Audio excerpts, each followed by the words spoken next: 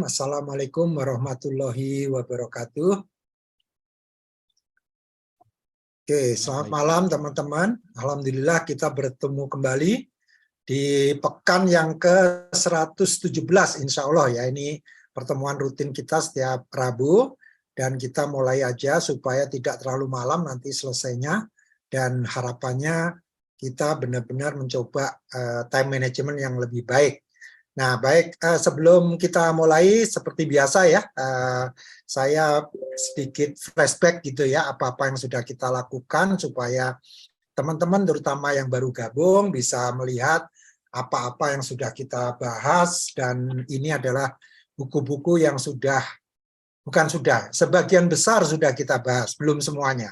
Jadi ini buku-bukunya dan ini kategorinya ya, jadi nanti silakan aja, ada strategi and marketing, ada leadership, entrepreneurship, operations excellence, kemudian technology on innovation, ini ada beberapa buku, environment, climate change ya, ini juga ternyata ada 5 buku yang kita bahas, dan terakhir yang paling banyak nih, personal improvement, lumayan banyak, maksudnya bukan paling banyak. Kemudian ini yang sudah kita bahas 4 bulan belakangan ini ya. Jadi ini mulai dari positive intelligence, dan terakhir pekan lalu kita membahas di on live oleh Kak Dipi. Nah, hari ini gilirannya Bro Emil untuk membahas predictably irrational. Wah, ini keren banget ini bukunya. Kayaknya benar-benar nih antik ini. Mudah-mudahan kita tetap bisa konsisten dengan time management. Terus ini ada perubahan karena saya dapat japri dari Mas Fuad ya, pekan tanggal 7 itu dia nggak bisa. Kemudian saya coba majukan nih Mbak Ina yang harusnya 121. Ternyata dia juga belum siap. Kemudian juga Mas Imam yang waktu itu di offshore ternyata belum pulang offshore. Jadi akhirnya terpaksa ya saya turun tangan. Artinya ya udah, karena saya udah selesai baca The Crux ya udah. Nanti mudah-mudahan pekan depan kita bahas The Crux dan seterusnya. Ini buku-buku yang sudah kita jadwalkan. Jadi ini ada perubahan di tanggal 7 Desember aja, yang lainnya masih tetap.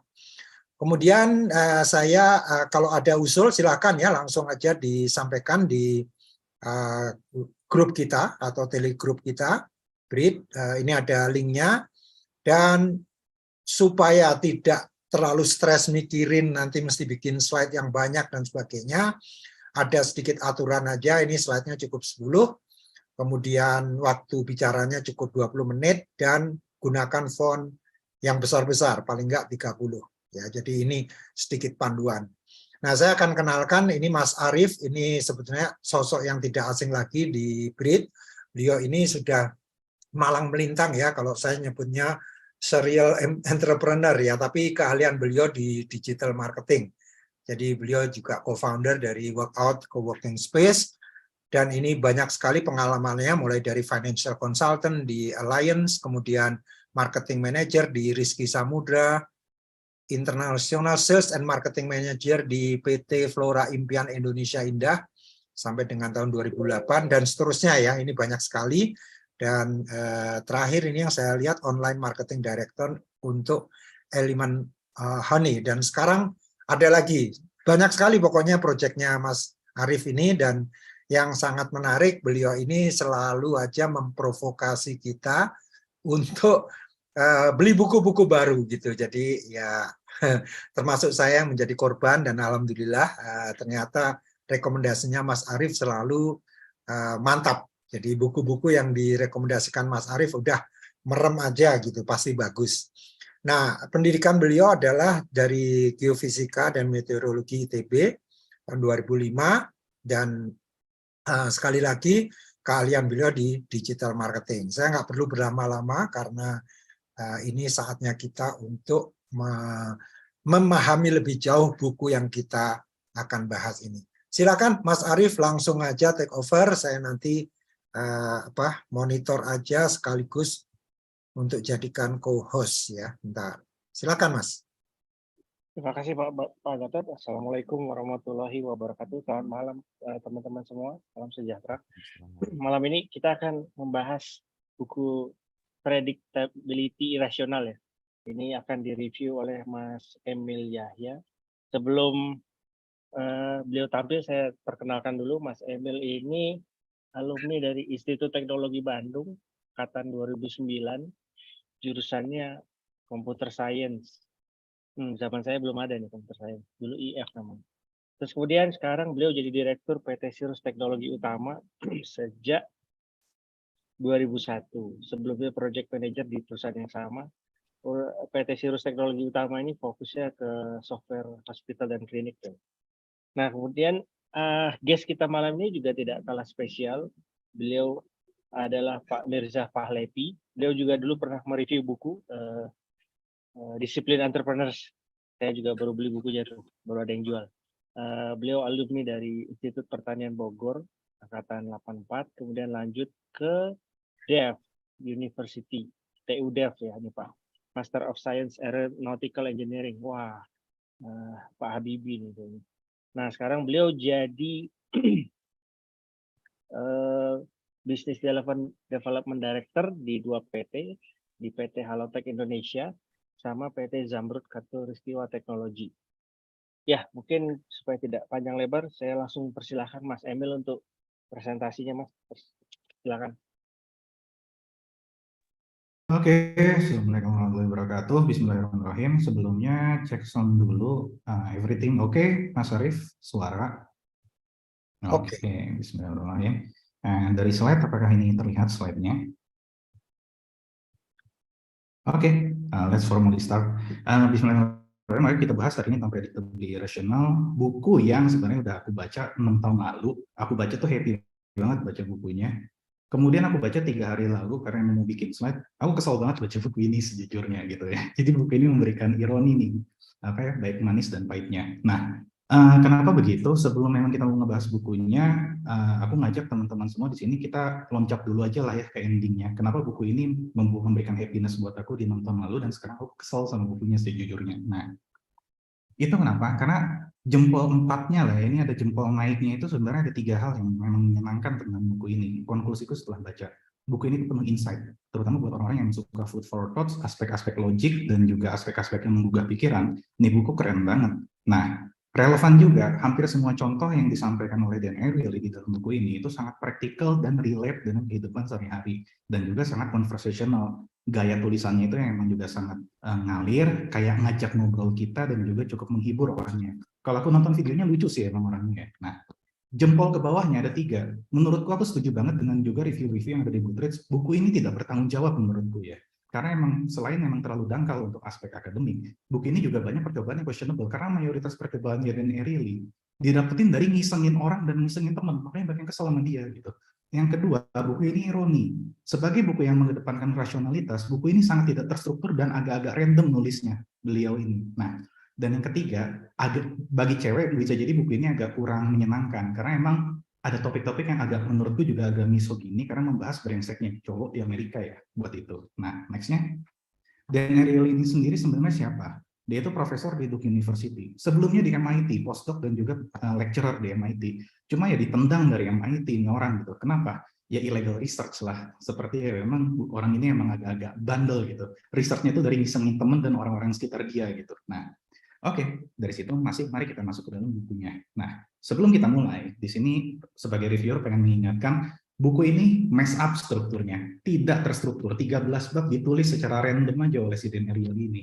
Nah, di sini penulis mencoba menyampaikan bagaimana membaca buku ini. Ini sebenarnya dari penulis sendiri yang mencoba membagi-bagi bukunya. Sebenarnya ada 3 poin penting dalam buku ini kalau kita main mapping. Yang pertama adalah mengenai fondasi dan fenomena yang dijelaskan secara deskriptif mengenai apa itu irrationality, kemudian aspek-aspek psikologis yang memang menentukan irrationality itu sendiri, dan kemudian yang terakhir, penjelasan yang dibahas lumayan agak cukup banyak, yaitu adalah kenapa manusia itu membutuhkan sesuatu itu dijadikan number atau kuantitatif. Manusia itu agak lemah sama hal-hal yang sifatnya kualitatif. Jadi kurang lebih buku ini ada 3 poin utama, kurang lebih seperti itu. Namun ini lagi-lagi subjektif penulis ya, karena ini ngestrukturin sendiri. Dia sendiri bikin bukunya agak random dan kayaknya sih editornya juga pusing pas ngedit bukunya gitu. Nah, kemudian kita masuk ke bab 1. Mohon maaf kepada semua yang memang menantikan bab 1-nya seperti apa. Aku mencoret bab 1 dari bab 0, aku mencoret bab 0 dari buku ini. Karena sebagai buku yang menjelaskan irrationality, Dan Ariely Eli ini di bukunya, bab 0-nya malah curhat, bukan menjelaskan tentang dasar logika atau dasar rasionalitas gitu. Jadi ayo kita bahas tentang common sense yang akan dibahas sepanjang 13 buku ini. Yaitu apa? Kita bahas dari sedikit filsafat ilmu. Waktu itu aku pernah ngambil, namun hanya 2 SKS ya. Jadi filsafat ilmu itu sendiri kan pada dasarnya rasionalisme itu apa sih? Rasionalisme itu ada ketika dibenturkan dengan empirisme. Yaitu apa? Intinya sih adalah deduction versus induction. Rasionalisme itu berbasis kepada logik itu jauh lebih penting daripada pengalaman. Tokoh terkenalnya adalah si Cartesius. Nah, induksi itu apa? Induksi itu adalah yang mengedepankan pengalaman itu jauh lebih penting daripada logika. Di sini tuh tokoh terkenalnya adalah John Locke. Nah, dari dua orang ini sebenarnya tidak bisa logika ataupun pengalaman itu berdiri sendiri. Karena kalau berdiri sendiri contohnya seperti ini. Bagaimana ketika rasionalitas berjalan tanpa empirical atau konteks? Contoh, di sini ada dua premis ya. Bila seseorang atau komunitas diberikan sesuatu, di situ berterima kasih, berarti atau orang atau komunitas tersebut adalah orang yang baik dan tidak melunjak. Kemudian kita membuat suatu statement. Setia Novanto diberikan uang korupsi IKTP oleh Madeoka, kemudian Setia Novanto berterima kasih. Maka Setia Novanto adalah orang baik. Kalau Anda di sini merasa bahwa Setia Novanto adalah orang jahat, Anda tidak rasional, langsung Anda tidak rasional. Begitu pula ada statement kedua, Singapura diberikan udara bersih oleh kita tahunan, ratusan hari. Sehari dikasih asap aja ngamuk itu negara sama kita. Ini negeri brengsek dan melunjak ya sama kita ya. Gitu. Itulah yang terjadi ketika rasionalitas kita jalankan tanpa empiris. Maka di sini pengambilan keputusan menjadi tanpa konteks. Nah, di satu sisi, empiris itu nggak bisa berjalan tanpa rasionalitas. Seperti apa? Misal, seorang ayah tidak sabar menunggu kelahiran anaknya. Dia ingin anaknya lahir dalam 1 bulan. Apa yang dilakukan si ayah? Si ayah menghamili 8 wanita lain supaya proses kelahiran bisa 9 kali lebih cepat. Nggak seperti itu. Yang ada, itu ayah malah dapat 16 mertua baru. Padahal 2 aja udah bikin pusing gitu kan. Nah, contoh yang kedua, suatu proyek membangun pabrik butuh waktu 6 bulan hingga selesai dengan 5 engineer. Klien ingin proyeknya selesai dalam 1 bulan atau kurang. Tiba-tiba dia hire 25 engineer baru supaya kerjanya dia pikir 6 kali lebih cepat. Yang ada malah beres 2 tahun proyeknya, boncos pula secara budget, hiring orang sembarangan, kayak startup tech yang kita tahu lah, ini kan juga kayak gini kan, kasusnya kayak kasus nomor 2 gitu. Nah, habis itu berikutnya, kita juga di sini dari beberapa referensi paper sudah banyak yang bilang, hanya ada 0% manusia, absolute zero, manusia itu yang rasional. 100% manusia tidak bergerak berdasarkan rasionalitas, namun manusia itu in between rasionalitas dan empirisme, yaitu bergerak berdasarkan rasionalitas subjektif yang kita kenal dengan common sense yang akan dibahas sepanjang 13 bab. Dan common sense itulah yang membuat kita irasional dan bisa diprediksi bahwa kita irasional, predictably irasional. Nah, inilah yang sebenarnya banyak disampaikan di dalam podcastnya si Dan Ariely juga, atau video-videonya dia, namun di bukunya dia malah nggak menyampaikan ini, dia malah curhat di bukunya. Gila ini orang. Nah, masuk ke bab 1. Segala hal itu sesuatu sebenarnya relatif. Nah, seperti apa contohnya? Disclaimer di buku ini ada banyak ratusan contoh, puluhan bahkan ratusan contoh, tembus 100 contoh ya, kalau aku hitung kasar, mengenai hal-hal irasionalitas. Namun aku hanya ambil 1 atau 2 tiap babnya, yang semoga bisa mewakilkan bab itu. Nah, yang pertama, coba teman-teman lihat, Ibu Nike Widiawati, CEO Pertamina, sama Gal Gadot, mana yang lebih cakep? Terutama anak-anak milenial, bakal milih Gal Gadot lah, Wonder Woman kita gitu kan. Ya don't say gitu kan, ketika kita bandingkan seperti ini. Namun mohon maaf, ketika kita bandingkan Ibu Nike dengan KKI buat dijadiin pacar, ya jelaslah Bu Nike yang kita pilih, udah masih cakep, perawatannya jalan, CEO Pertamina lagi, karirnya moncer gitu kan. Itu menunjukkan apa? Bahwa kebenaran bagi manusia itu sebenarnya sesuatu yang relatif. Kita tidak bisa mengatakan Ibu Nike cantik ketika ada Gal Gadot, dan kita tidak bisa bilang Ibu Nike jelek ketika mohon maaf dibandingkan dengan KKI. Nah, itulah sebenarnya manusia itu menilai segala sesuatunya itu subjektif berdasarkan relativitas, sehingga implikasinya menyebabkan apa yang ada di bab 2 yang akan kita bahas dengan anchor atau decoy, terutama secara harga. Contohnya seperti apa? Starbucks. Kalau teman-teman di sini ditanya, bakal milih beli cup yang nomor berapa? Beli yang small, yang medium, atau yang large? Ya jelaslah yang large gitu kan, $6 gitu. Gak bakal itu beli yang 5. Kenapa? Yang small dan medium ini adalah decoy supaya si Starbucks itu bikin kita beli yang harganya $6 gitu. Sehingga Daniel ini agak keras juga nih orang. Dia bilang ya most of the time price itu fraud, everything is monkey business gitu. Ya hal-hal seperti misalnya kayak kripto, anturium, ikan koi, terus berikutnya hal-hal yang juga misalnya kita katakan lagi selain ikan koi yang belum lama tuh batu akik kalau di Indonesia. Itu semuanya itu sebenarnya soal harga, itu bukan masalah supply demand, itu adalah fallacy. itu sebenarnya adalah jotos-jotosan adu kuat aja gitu kan. Jotos-jotosan adu kuat, jotos-jotosan saling bikin decoy gitu kan di antara para orang-orang yang menciptakan harga di dalam market. Menurut Daniel Ariely seperti itu ya, bukan menurutku. Nah, bab 3, cost of zero cost. Percaya nggak teman-teman, kalau teman-teman ditawarin sama Line deh misalnya untuk dapat Starbucks caramel macchiato gratis. Gratis loh, asal datang ke tokonya. Teman-teman ambil nggak? Kalau aku enggak, aku bakalan beli Starbucks caramel macchiato itu sebanyak 1 gelas, pakai GoFood, dianterin sampai sini, aku bayar GoFoodnya. Kenapa? Karena lebih mahal kita datang ngambil Starbucks gratis daripada kita bayar Starbucks caramel macchiato 54.000 dengan harga GoFoodnya 20.000. Jauh lebih mahal, 2,2 kali lebih mahal buat membayar si macchiato itu kalau kita datang. Ini dengan asumsi gaji fresh grad Jakarta ya. Karena apa? Ada waktu untuk waiting in line, waktu untuk pergi ke sana buat nungguinnya, nunggu ordernya, dan balik lagi ke kantor. Kalau kita rata-ratakan secara rate jam kerja, fresh grad Jakarta secara median, jauh lebih mahal 2 kali lipat lebih dibandingkan kita beli Starbucks-nya dengan bayar. Ini yang dikatakan zero is never zero, free is never free. Berikutnya adalah social norms. Kalau social norms ini mengenai apa yang tadi sudah disampaikan oleh Mas Arief di grup ya. Contoh kasusnya gini lah. Lokal example aja. Kalau kita kerja bakti, bersih-bersih ke masjid, yang datang itu bisa 1/3 sampai setengah warga komplek. Kalau kita kerja bakti, bersih-bersih, begitu dikasih bayaran 100.000 atau 200.000 rupiah, yang datang paling cuma 5 orang, itu semua kuli bangunan cari sampingan. Itu karena apa? Manusia itu dikatakan kita tidak pernah bergerak dengan money. Pada dasarnya manusia itu bergerak dengan social norms. Kita bergerak berdasarkan cost. Namun apabila sudah ada uang di sana yang dilibatkan, social norms itu langsung bergeser menjadi market norms, di mana kita akan menilai sesuatunya secara transaksional benefit cost gitu. Kita tidak lagi melihat berdasarkan cost. Nah, berikutnya yang nomor 5. Nah, ini yang sebenarnya chapter paling kontroversial, yang dikatakan chapter ini misogini sebenarnya. Ini ada Zain Malik sama Gigi Hadid, cakep lah ya gitu kan. Nah, ini sebenarnya kelemahan manusia sejak zaman dulu.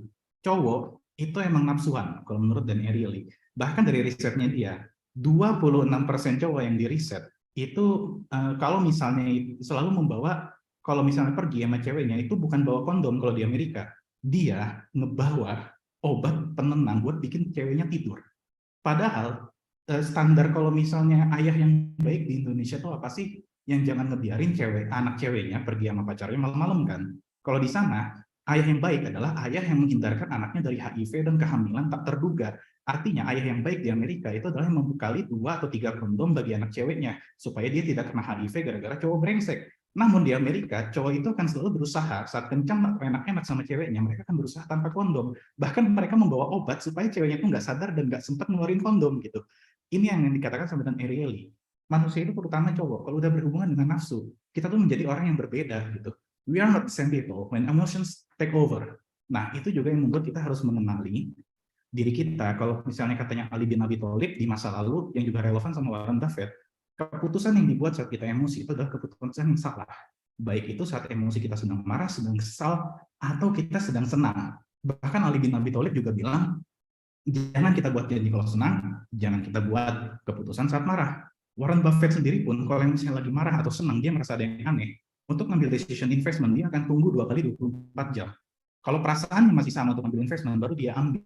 Jadi dia menghindari impulsivity dengan menunggu 48 jam lebih gitu.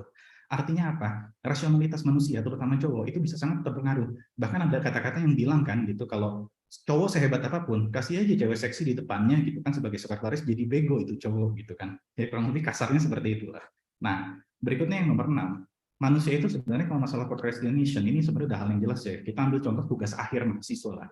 Kalau mahasiswa itu dikasih tanpa deadline, itu contohnya mungkin kayak aku lah, 6 tahun baru lulus dari TB gitu kan. Nah, cuma kalau dikasih deadline, misal semester ini harus beres, bisa jadi itu 67% tuh atau 2/3-nya itu tuh bakal beres. Karena ada yang beres, ada yang enggak gitu ya, itu masalah capacity. Namun apabila tiap minggunya mahasiswa itu dikasih deadline untuk kumpulin beberapa halaman ke dosennya, kemungkinan prodi itu 99% mahasiswanya akan lulus kurang dari 1 tahun pengerjaan tugas akhir atau skripsi.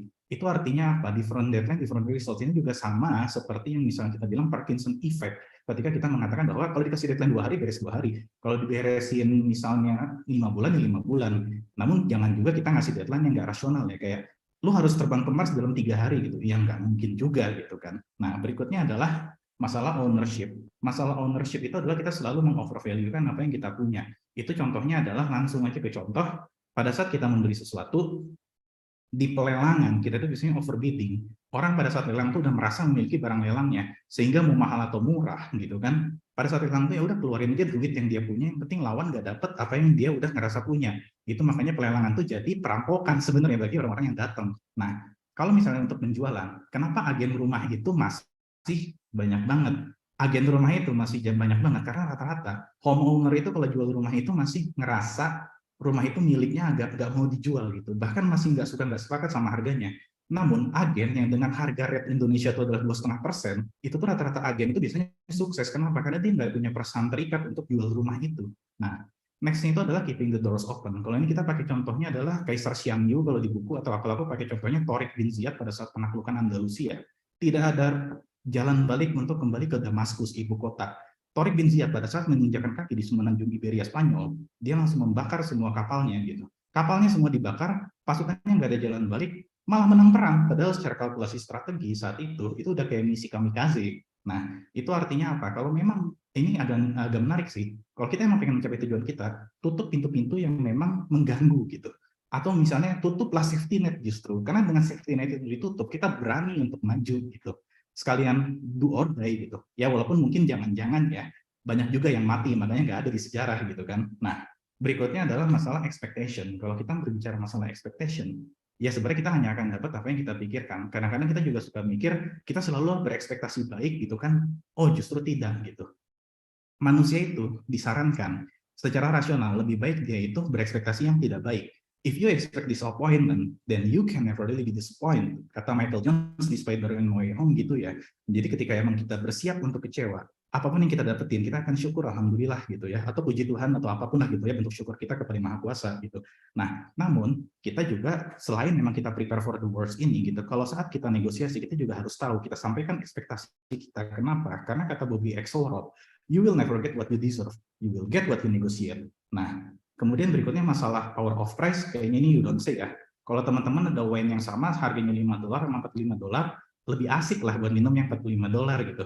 Kalau misalnya teman-teman juga misalnya pernah minum Coca-Cola harga 5.000 sama Coca-Cola di kafe harga 30.000, Coca-Cola di kafe itu bisa berasa lebih asik gitu loh diminumnya daripada kita memang hanya minum Coca-Cola yang 5.000. Nah inilah kita katakan sebagai placebo. Berlaku untuk short term ya, namun kalau untuk long term sudah dibuktikan dari banyak riset, placebo itu gagal untuk long term. Untuk short term biasanya placebo memang berhasil. Bab ini membahas tentang placebo. Nah berikutnya di nomor 11, manusia itu pada dasarnya itu honest. Namun ya gimana juga gitu kan, ketika ada celah kita jadi dishonest. Itu bisa dilihat dari apa? Ya kalau secara agama kita bisa lihat di Al-Ahzab 72. In aradna al-amana al-samawati wal ardi wal jibal fa biyana ahmilaha ashfaqna minha wa hamalahul insan innahu kana zaluman jahulan. Artinya apa gitu? Rule of thumb itu manusia itu honest, bisa mikir, dihormati sama langit, sama bumi, sama gunung gitu. Namun begitu misalnya kita itu udah ada kesempatan, kita jadi zolim dan kita jadi jahil karena ya memang kita tidak melihat apa yang memang sebenarnya konsekuensinya atas itu. Makanya manusia itu lebih cenderung senang untuk cheating gitu kan di sana. That's our human nature katanya dan Ariely gitu. Nah berikutnya juga kalau misalnya kita melihat lagi ini bab sebelum terakhir, kenapa kalau misalnya kita itu dealing dengan numbers itu tuh lebih bagus gitu. Ya intinya adalah ini, aku bakal pakai contoh, Jeff Bezos itu adalah orang yang paling maniak sistem atau paling maniak numbers gitu ya. Jeff Bezos itu mengatakan bahwa ya memang sistem itu akan lebih bisa dipercaya daripada manusia yang paling jujur gitu. Humans get it wrong, numbers never lie.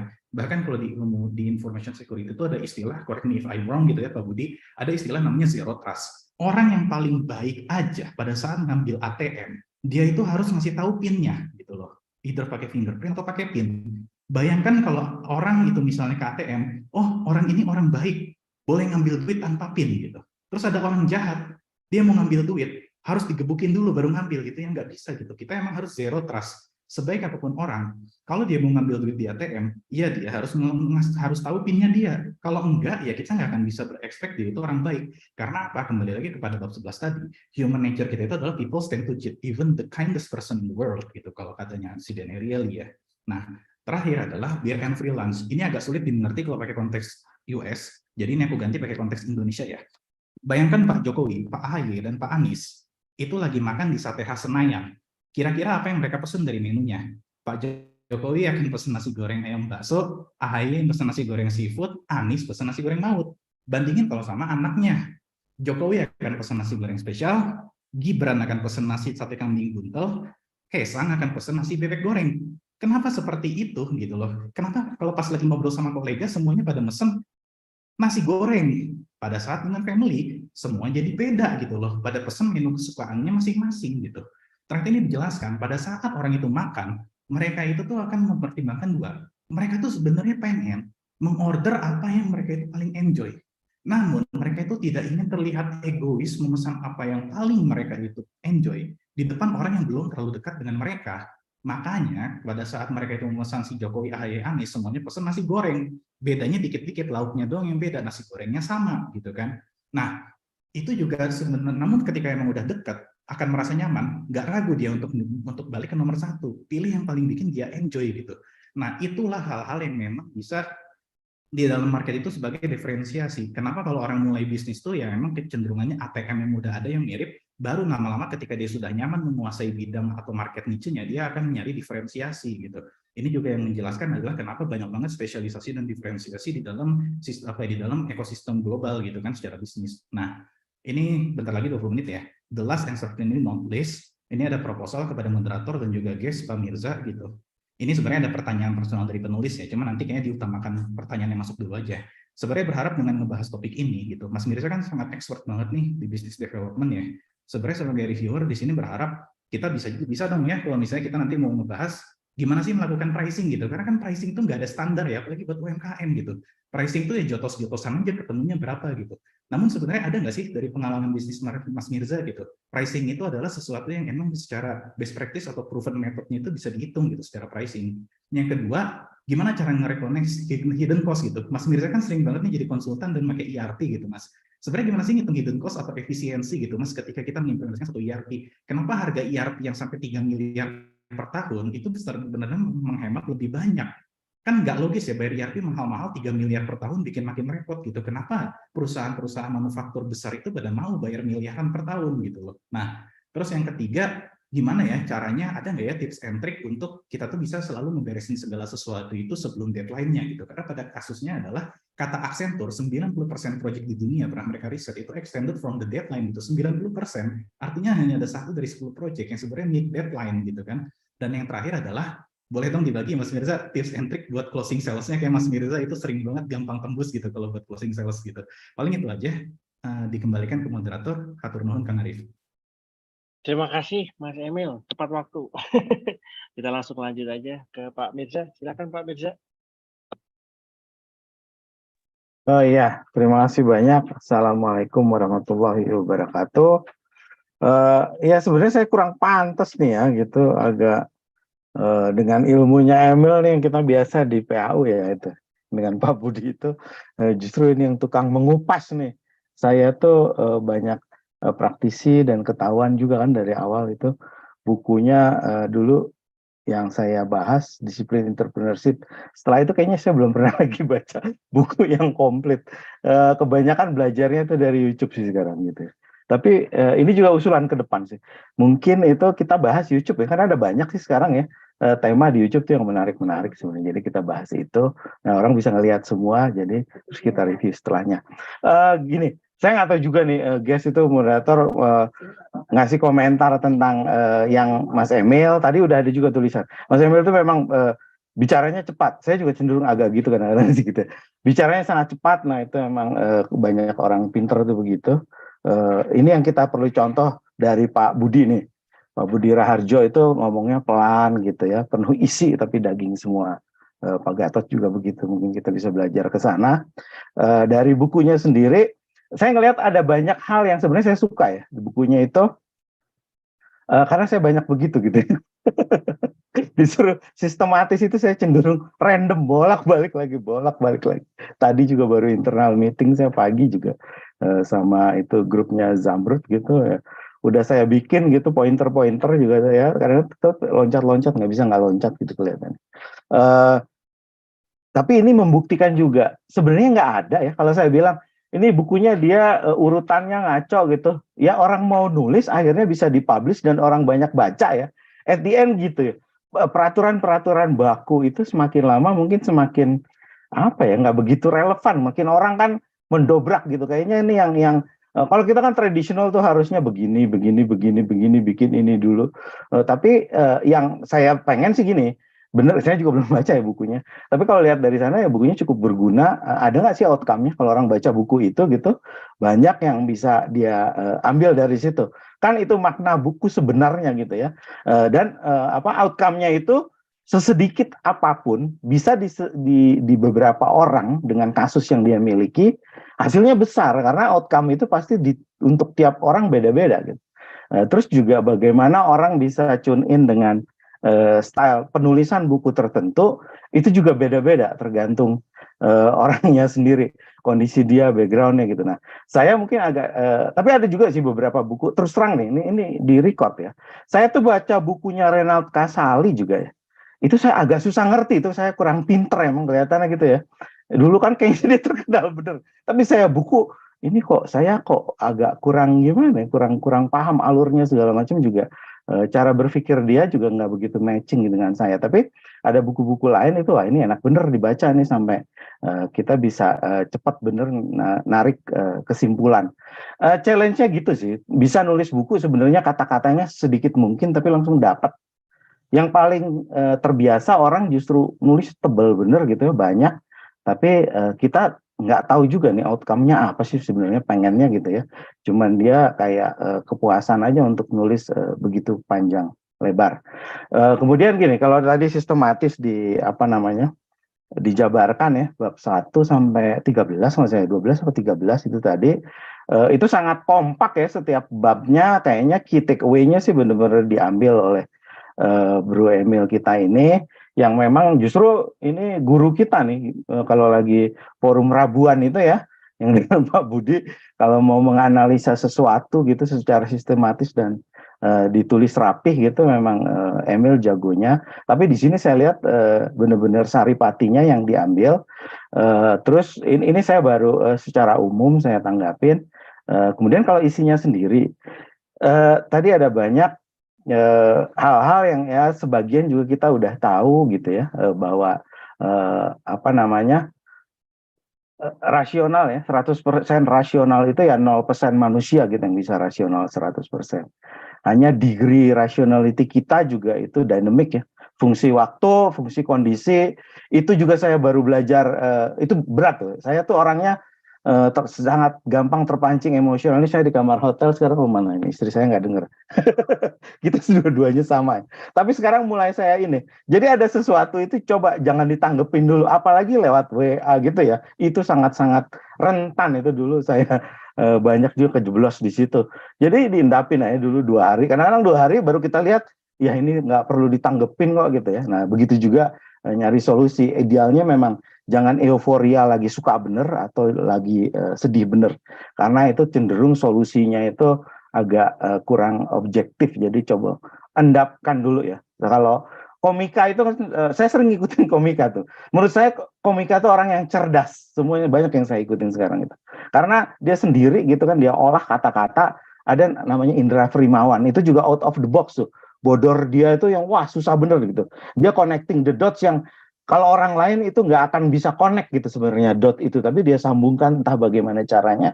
Menurut saya juga itu jenius.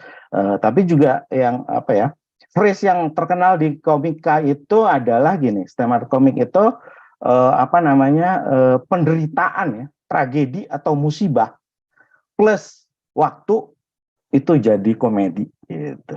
Jadi apapun itu, dan ini kalau kita gali semua komika itu, saya mendalami itu semua, banyak tuh. Itu mereka yang paling berhasil adalah yang menggali, kan memang disuruh menggali keresahan ya, kayaknya Mbak Panji dengan keresahannya dia. Tapi akhirnya gitu, ini cacatnya dia yang nggak punya orang tuanya ngaco, itu yang dieksplor sama dia. Akhirnya dia bisa berdamai dengan, itu kan handicap sebenarnya.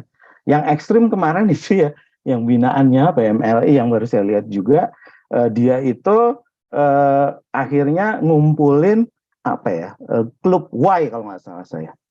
Jadi itu orang handicap sih sebenarnya, ada yang nggak ada lehernya lah, berbagai macam cacat tubuhnya itu yang dia jadiin jokes buat orang gitu. Orang kan masih nggak tega gitu ya, kelihatannya mau ketawa. Tapi kalau orang ya itu setelah dibahas, kalau orang yang nggak mau ketawa itu berarti menurut si yang orang cacat ini berarti lu malah masih menghina gua nih. Orang gua udah make a peace with myself gitu kan. Lu ketawa dong gitu lah. Jadi itu banyak hal-hal yang memang sekarang itu lebih terbuka ya. Kita sendiri terbelalak mata. Nah, buku ini salah satunya itu tadi ya, bahwa cara berpikir itu juga nggak harus linier gitu, bisa loncat-loncat, dan apa yang sudah dilakukan selama itu tuh belum tentu kebenaran gitu kan intinya. Maksudnya ya kan kita udah terlalu banyak tuh terpaku di situ. Sayangnya ini agak politis sedikit nih.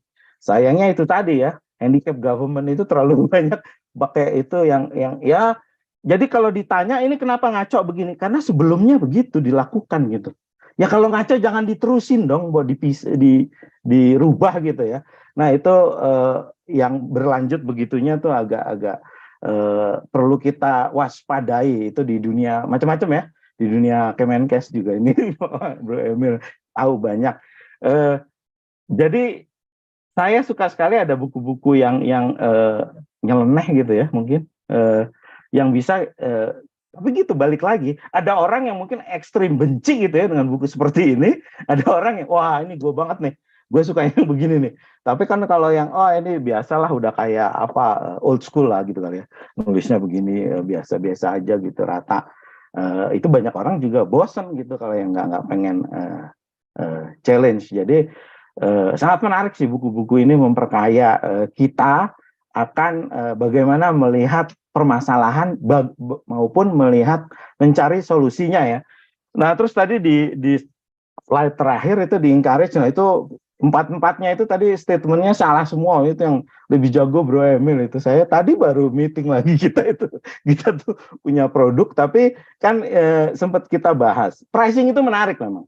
Kalau kita diajarin dulu, cuman saya yang tukang campaign ya kan, Benteng Startup Academy semua udah lewat nih. Cost plus itu orang kebanyakan gitu kan, apalagi ini peneliti mikirnya itu masih gitu doang. Costnya berapa sih? Nanti kita tambahin margin, udah itu harga jual kita. Ya itu yang salah total, apalagi produk-produk yang nggak ada benchmarknya ya, nggak di pasar itu nggak banyak seperti itu. Kalau produk sejenis banyak di pasar, ya paling gampang pricing ya kayak Pak Buntoro bilang kan, mau jual tempat tidur rumah sakit misalnya, ya nggak mungkin juga lu jual gitu 4 kali lipat dari kompetitor gitu. Lu hebatnya apa gitu kan? Orang nggak tidurnya perlunya sejam doang, orang di tempat tidur lain butuh 4 jam, di situ sejam misalnya dia udah pulih kembali. Nah itu mungkin bisa jual 4 kali lipat harga. Tapi kalau fungsinya masih kira-kira sama-sama aja gitu, cuman 10%, 20% lebih baik, ya sulit untuk jauh dari kompetitor. Tapi ada banyak produk terutama yang relate ke IT ya. Itu sebenarnya yang nggak persis ada sama yang lainnya. Itu pricingnya harusnya bisa lebih kreatif sih, itu sih baliknya. Nah pricing ini tadi di situ kan memang minta dibahas, makanya waktu itu saya tanya Pak Buntoro, karena di internal kita juga lagi terutama apa sih untuk yang produk nano bubble ya kali. Itu tadinya kan begini-begini, ini pricingnya bisa bilang enggak. Nanti kita salah begitu udah launching, ini kemurahan gitu ntar jadi kan berapa yang bisa diterima pasar gitu, tapi juga ada benchmarknya, apa manfaat yang itu sih. Cuman manfaat itu kan agak nggak selalu bisa dikuantifikasi, diukur kadang-kadang ya dengan uang. Tapi kalau kita bisa ukur manfaatnya yang bisa didapat, nah itu sih pricing itu baliknya harusnya dari situ lagi saya bilang. Kayak tadi juga kasus Starbucks gitu ya. Ya itu price manfaat dan kita balik lagi dulu diskusi brand sih ya. Brand dia jual apa sih lifestyle gitu kan. Starbucks kan bedanya gitu tuh, bisa duduk-duduk gitu harganya nggak karu-karuan. Saya tuh kebenaran pernah jadi waktu disiplin entrepreneurship ke SMK kopi di Subang kalau nggak salah, dulu kita datang bareng Toro untuk disiplin entrepreneurship 2 hari. Itu aja berguna buat mereka dikasih. Nah bagaimana terus kita bahas salah satu papernya Harvard gitu. Udah pernah juga kayaknya di forum kita saya ceritain.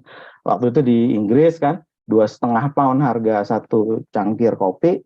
Nah itu nyampe ke petaninya 3 sen kalau nggak salah, 3 sen pound. Jadi ya kita harus pinter, makanya sebagai negara ini mau produk ngambilnya di mana, jangan yang produksi tok gitu ya. Sekarang itu nggak ada yang V curve, itu kita harus banyak masuk di desain, kemudian di marketingnya. Yang di tengahnya ya pinter-pinter aja, ada banyak barang yang bisa juga kita impor ya, kita assembly di sini. Bisa untuk yang penting nilai tambah terbesar sih, harus rada fokus ke situ gitu. Jangan berlomba-lomba untuk di era lokal konten ini, tapi produksi tok itu kan yang V curve itu kan nilai tambahnya sangat-sangat kecil. Udah bener kayak Pak Buntoro tuh, dia dari desain sampai ke jualannya. Tapi itu pun jualannya Pak Buntoro mungkin masih dilepasin ke distributor besar ya. Dari situ aja ketahuan tuh. Kan modalnya si Pak Buntoro dapat setengahnya dari seluruh omset, setengahnya lagi itu yang jualan. Jadi jualan itu sebenarnya yang paling menarik untuk kita bisa perdalam, supaya nilai tambahnya jauh lebih besar. Kan ekstrimnya siapa sih, Nike yang selalu dijadiin contoh ya, nggak punya pabrik gitu, tapi di Amerikanya nggak ada kayaknya satu pabrik pun, dia desain sama marketing sama positioning. Akhirnya gitu, saya tahu jeroannya kebenaran tuh kalau brand-brand itu. Di Tangerang gitu ada saudara saya yang memang ikutan punya pabriknya, itu harga $5 $10 dijualnya minimal 100 sampai $200. Itu kan nilai tambahnya gila-gilaan. Nilai tambah di kita itu, wah, belum lagi ini, pabrik itu berdarah-darah sebenarnya di sini. Karena mereka harus memfinance pada yang besar-besar itu. Mereka dibayar 3 bulan, 6 bulan gitu ya. Sementara mereka harus bayar buruh, mana bisa kan, diintarin gitu, harus dibayar langsung. Ada banyak kondisi yang benar-benar nggak ideal sebenarnya dari sisi produksi. Nah, dalam hal itu dari 4 tadi ya, saya pricing, terus gimana closing apa tadi, deal. Closing deal ini mungkin kalau tanya 10 orang bagaimana meng-close deal ya, 10 juga jawabannya gitu loh. 10 cara menurut dia. Karena masing-masing sangat personalized ya. Kecuali produk masalah gitu ya, yang apa sih ATK gitu tuh ya, nggak ada skim apa-apa ya, murah apa bagus gitu. Tapi kalau produk yang punya spesifikasi agak khusus gitu, masing-masing juga lain. Kadang-kadang juga produk sama aja itu pas bagaimana dia closing deal-nya tuh beda-beda. Tiap company juga punya culture beda-beda dan punya market segment yang akhirnya beda-beda. Bahkan produknya sama kadang-kadang ya. Produknya sama tapi yang ini masuk ke market segment mana, yang satunya lagi masuk ke market segmen lain. Saya itu bisa dibilang generalis kali ya, itu yang repot banget sekarang. Dulu saya desain engineering kan lama tuh, 15 tahun. Itu yang bekas anak buah saya sih udah thriving tuh, kemana jadi international engineer gitu, kepake bener. Proses lah yang mechanical. Kalau saya kan dari dulu connecting the dots gitu. Taunya lumayan banyak tentang berbagai macam hal, tapi itu yang pengen saya connect, termasuk product development. Sekarang ini ilmu seperti itu cuman mungkin alhamdulillah nih kayaknya lumayan lebih in sih, karena ini lagi kayak ya ini contoh terakhir gitu kan, ini ada yang jago riset gitu, tapi kita kan bisa connect sama marketnya, kemudian nah di tengah-tengahnya ini kan harus rada tahu 2 bahasa nih. Tadi juga saya ini mengkoreksi Bro Emil, ya bukan ahli bisnis development, cuma selalu memang positioningnya di situ terus dari dulu di mana-mana, karena saya 94 balik dari TU Delft, 96 tuh udah perusahaan sendiri bareng dulu sama anak Pak Habib Sarek. Tapi ya karena harus kepaksa harus belajar finance segala macam karena saya mimpin perusahaan. Tapi setelah itu memang positioning saya itu banyak sebagai kayak, waktu itu pun sampai dengan hari ini kayak project director sama business development, itu terus yang saya pegang. Untuk industrinya sendiri, jenisnya banyak bener, dari renewable energy, otomotif gitu, apalagi si telco, ada IT, ada segala macam. Kalau IT dari dulu saya rada hobi sih, karena pernah pakai superkomputer segala waktu di TU Delft gitu. Tapi juga sekarang teknis saya lumayan udah ninggalin banyak bener gitu, tapi ya bahasanya masih rada tahu lah, sehingga connecting the dots-nya masih sangat menarik. Ini kayaknya udah hampir habis waktunya. Ini maaf saya nggak pakai slide sama sekali karena ditodongnya juga beberapa hari lalu. Kebenaran saya juga traveling, cuman yang nggak enak nih nolak Pak Gatot itu susah kelihatannya gitu. Juga ini seneng sekali ada Pak Budi juga di sini nih, tempat saya banyak belajar. Pak Buntoro juga ikut. Dari saya di situ mungkin nggak bisa menjawab seluruh 4 poin tadi ya dari Pak Bro Emil, tapi ada beberapa yang saya kasih lebih banyak personal opinion sih gitu ya.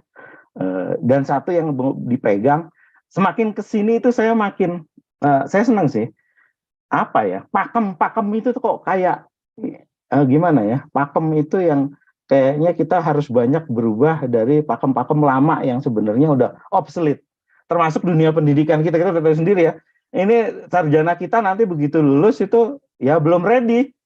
Saya konkret sih nyebut teman saya itu, nggak apa-apa ini direkam ya, itu nyebut itu konsultan pengairan dari Belanda gitu kan, yang ada di Indonesia udah lama, saya nggak sebut namanya deh. Dia sekarang orang nomor satunya di sini. Itu event dari ITB, dari universitas terbaik pun paling nggak 2 tahun dia perlu train gitu. Ini sipil ya misalnya, lulusan sipil yang terbaik 2 tahun dia perlu train baru ready untuk kerja. Makanya dia pegal bener katanya setelah 2 tahun terus dia pindah lagi loncat kemana-mana gitu ntar. Karena itu tadi belum siap untuk kerja. Nah saya juga bingung tuh. Mungkin menteri sekarang itu ya tadi Merdeka Belajar supaya link and match, kebutuhan industri itu lebih dekat. Kalau sekarang ini masih ada lagging yang luar biasa parah sih, antara pendidikan sama demand-nya di kerjaan. Ntar kalau saya sih ini Pak Budi itu juga sangat concern tentang itu, dari dulu kita juga pernah campaign. Paling penting itu sebenarnya kan orang diajarin algoritma ya, nyari solusi gitu, terus bahasa Inggris gitu ya, terus matematik mungkin gitu untuk analisa. Nah itu berangkat untuk apapun nanti gitu dia bisa yang lain kontennya itu bisa diisi sambil jalan on the fly. Tapi sampai umur 12 tahun yang perlu dibentuk itu adalah attitude. Nah itu yang mungkin itu luar biasa PR yang saya takut bener nih kita generasi, karena ini jadi agak rindu kemana-mana.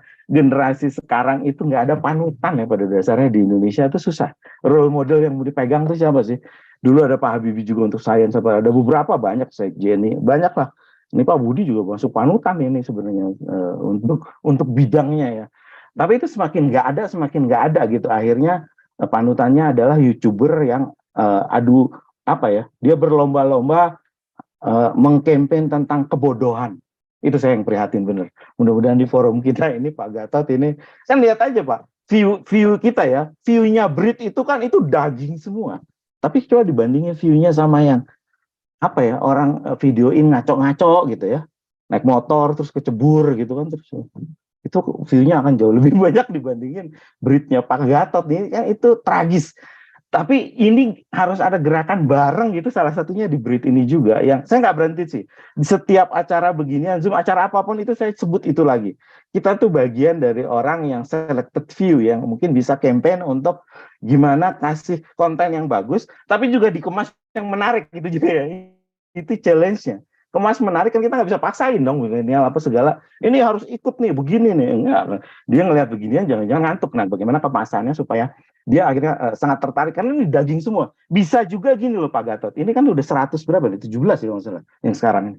Jadi nanti periodik kita ajak lagi yang jago-jago di sini, bagaimana ini kita repackage untuk ini milenial nih, pasar milenial. Sebenarnya konten yang sama, tapi terus kita repackage sebagian ini bisa untuk pasar milenial.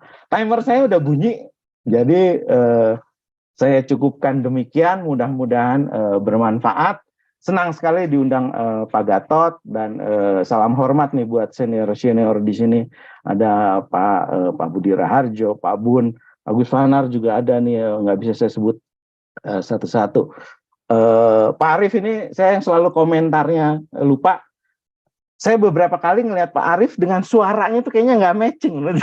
Jadi dengar suara Pak Arief itu dengan suaranya kok begini ya, maksudnya bayangannya itu nggak begitu sebenarnya. Tapi sekarang udah lebih terbiasa, dan mohon maaf saya nggak bisa pakai apa ya background itu, karena tadi ini kameranya. Ini saya traveling lupa bawa gearnya yang untuk kamera terpisah gitu. Mikrofon juga sebenarnya saya kan ada Focusrite segala gitu, sound itu. Tapi mudah-mudahan ini cukup jelas. Demikian dari saya. Assalamualaikum warahmatullahi wabarakatuh. Waalaikumsalam warahmatullahi wabarakatuh. Makasih Pak Mirza atas paparannya. Ya, masalah suara. Ada yang komentar kemarin di grup SMP. Baru nyadar juga. Ya, terima kasih kepada reviewer dan guest.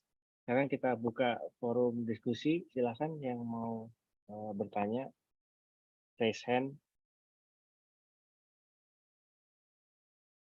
Kalau nggak ada Pak Budi gitu. Oh, Denny. Ya, silakan Mas Denny.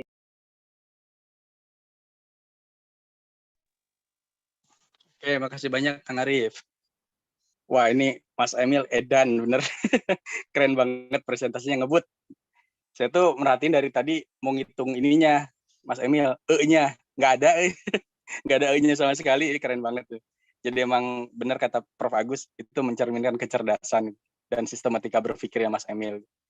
Jadi kalau saya tadi mau baca tentang rasionalisme ya, sebenarnya yang dibilang sama siapa Descartes itu, dia juga sebenarnya nggak rasionalis ya. Dia kan logis, tapi ketika dia bilang cognito ergo sum, saya berpikir maka saya ada, dia udah falasi di situ. Ada daur kalau kata orang mantik gitu, atau ada tasalsul gitu. Dia ketika bilang saya berpikir, dia udah bilang saya, maka saya ada lah. Ini pertama kali dia bilang saya, gitu ya. Artinya dia udah nggak logis dari awal. Gitu. Even si Descartes sudah tidak logis. Nah kemudian buku ini emang saya bilang tadi itu kayak di grup, ini buku sebenarnya common sense banget gitu. Cuma dia mencari validasi. Istilahnya kalau kita sering lihat gelas, ya dia nyari-nyari ini gelas itu apa gitu. Padahal kita udah tahu itu ya itu gelas gitu. Orang tahu sama semua. Nah masalahnya ketika dia ditendang dari mana itu kampusnya ya. Sebenarnya itu juga yang jadi bias psikologi ya. Ketika dia melakukan eksperimen, biasanya yang dilakukan itu adalah yang disertakan adalah orang-orang psikologi juga. Gitu. Jadi sampelnya itu tidak benar gitu dari awal. Jadi ketika entah itu di psikologi behavior atau di yang lainnya, yang diambil sampel itu adalah mahasiswa psikologi. Jadi dari secara sampel sudah bias gitu. Jadi nggak salah-salah amat sih siapa itu Dan Ariely itu melakukan sampel seperti itu. Cuma untungnya lagi yang dia bahas adalah common sense. Jadi harusnya mau sampelnya mahasiswa psikologi, temennya atau orang lain harusnya sama semua gitu. Nah itu saya bilang yang masih untung lah dan Ariely itu membahas seperti itu gitu karena ya kalau common sense di mana-mana harusnya sama gitu. Nah ini juga menurut saya tipe buku yang kalau saya baca enak, benar kata Mas Emil tadi, enak banget. Cuma setelah baca saya lupa karena dia nggak terstruktur gitu. Tapi kalau diingetin ingat lagi gitu. Nah, saya masuk ke pertanyaan dari baca buku ini Mas Emil ya. Kan kalau Mas Emil itu inilah sistematika berpikirnya keren lah saya akui. Terus dari buku ini kira-kira yang bisa diimplementasikan secara cepat di bisnis lah. Selain yang pricing tadi ya.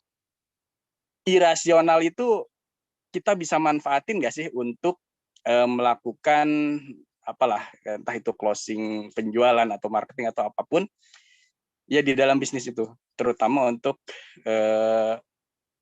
ya bisnisnya Mas Emil lah kalau yang sekarang ya mungkin ya nah, di healthcare atau seperti apa itu yang pertama. Yang kedua buat Pak Mirza. Nah kalau misalkan Pak Mirza kan seringnya di startup ya, kalau saya lihat startup itu justru nggak irasional ya dari finansialnya aja sudah tidak irasional gitu ketika dia menghitung apa namanya kapan balik modal itu bisa berpuluh-puluh tahun valuasinya aja udah nggak irasional gitu kok bisa seperti itu dan kenapa masih banyak yang invest metode seperti itu dengan valuasi yang gila-gilaan yang itu salah satu yang termasuk yang tidak rasional kalau menurut saya. Nah kalau menurut Pak Mirza seperti apa? Mungkin itu aja. Ya, terima kasih Mas Denny. Silahkan Mas Emil. Oke, Mas Denny. Jadi the most berarti ya satu atau dua. Aku ambil dua lah. Yang pertama, yang paling memorable dan ngena banget bisa digunakan secara praktikal itu bab 3 pertama, yang kedua bab 13. Bab 3 itu mengenai the cost of zero cost. Nah, the cost of zero cost ini itu kan sebenarnya memang basically benefit cost ratio, hidden cost gitu, Mas. Kadang itu tadi gitu. Dulu tuh aku tuh pengejar promo loh, Mas. Apa aja kalau ada promo gratis aku ambil, aku datengin gitu. Cuma setelah itu kita lihat gitu, aku juga baru sadar tuh pas aku bikin spreadsheetnya semalam gitu loh buat ngitung gitu. Iya juga ya, kalau kita kerja di Jakarta pakai median gaji anak fresh grade aja, ngambil Starbucks gratis, itu buang duit lebih banyak daripada kita pesen Starbucks sama pas pakai Gojek gitu. Gila. Nah, itu yang menurutku emang paling insightful ya, itu nomor satu gitu. Karena apa? Itu tuh kepake Mas nanti ketika emang kita ngebuat benefit cost ratio. Dan aku memang selama ini make, cuma yang teringatkan lagi, dapat refleksi lagi karena baca yang bab 3 ini, the cost of zero cost ini, pada saat kalau misalnya kita jadi apa ya, kita lagi ngambil role sebagai bisnis analis gitu kan, buat melihat apakah project ini go or no go gitu kan, kita kan emang bisa diminta sponsor atau investor bikin BCR ya, benefit cost ratio gitu. Pas benefit cost ratio itu emang kadang-kadang dulu ya sebelum memang aku emang apa sekarang tuh lagi sekolah di tempat di inilah apa di perusahaan orang gitu ya. Dulu tuh kalau aku bikin itu ya aku hanya menghitung aspek-aspek tangible yang emang kira-kira kelihatan banget gitu. Cuma memang along the way gitu kan, dan dimantapkan lagi dengan bab 3 dari buku ini, memang kalau misalnya kita ngambil tuh perhatikan juga hidden cost-nya gitu, karena sebenarnya justru yang sering lebih bikin kita rugi itu si hidden cost itu. Dan contoh paling ekstrem itu yang aku benar juga itu, kalau mau beli Starbucks, jadi kalau ada free, jangan percaya, mending beli Starbucks benerannya aja, itu lebih murah, lebih nggak buang-buang duit daripada ngambil Starbucks free, itu satu.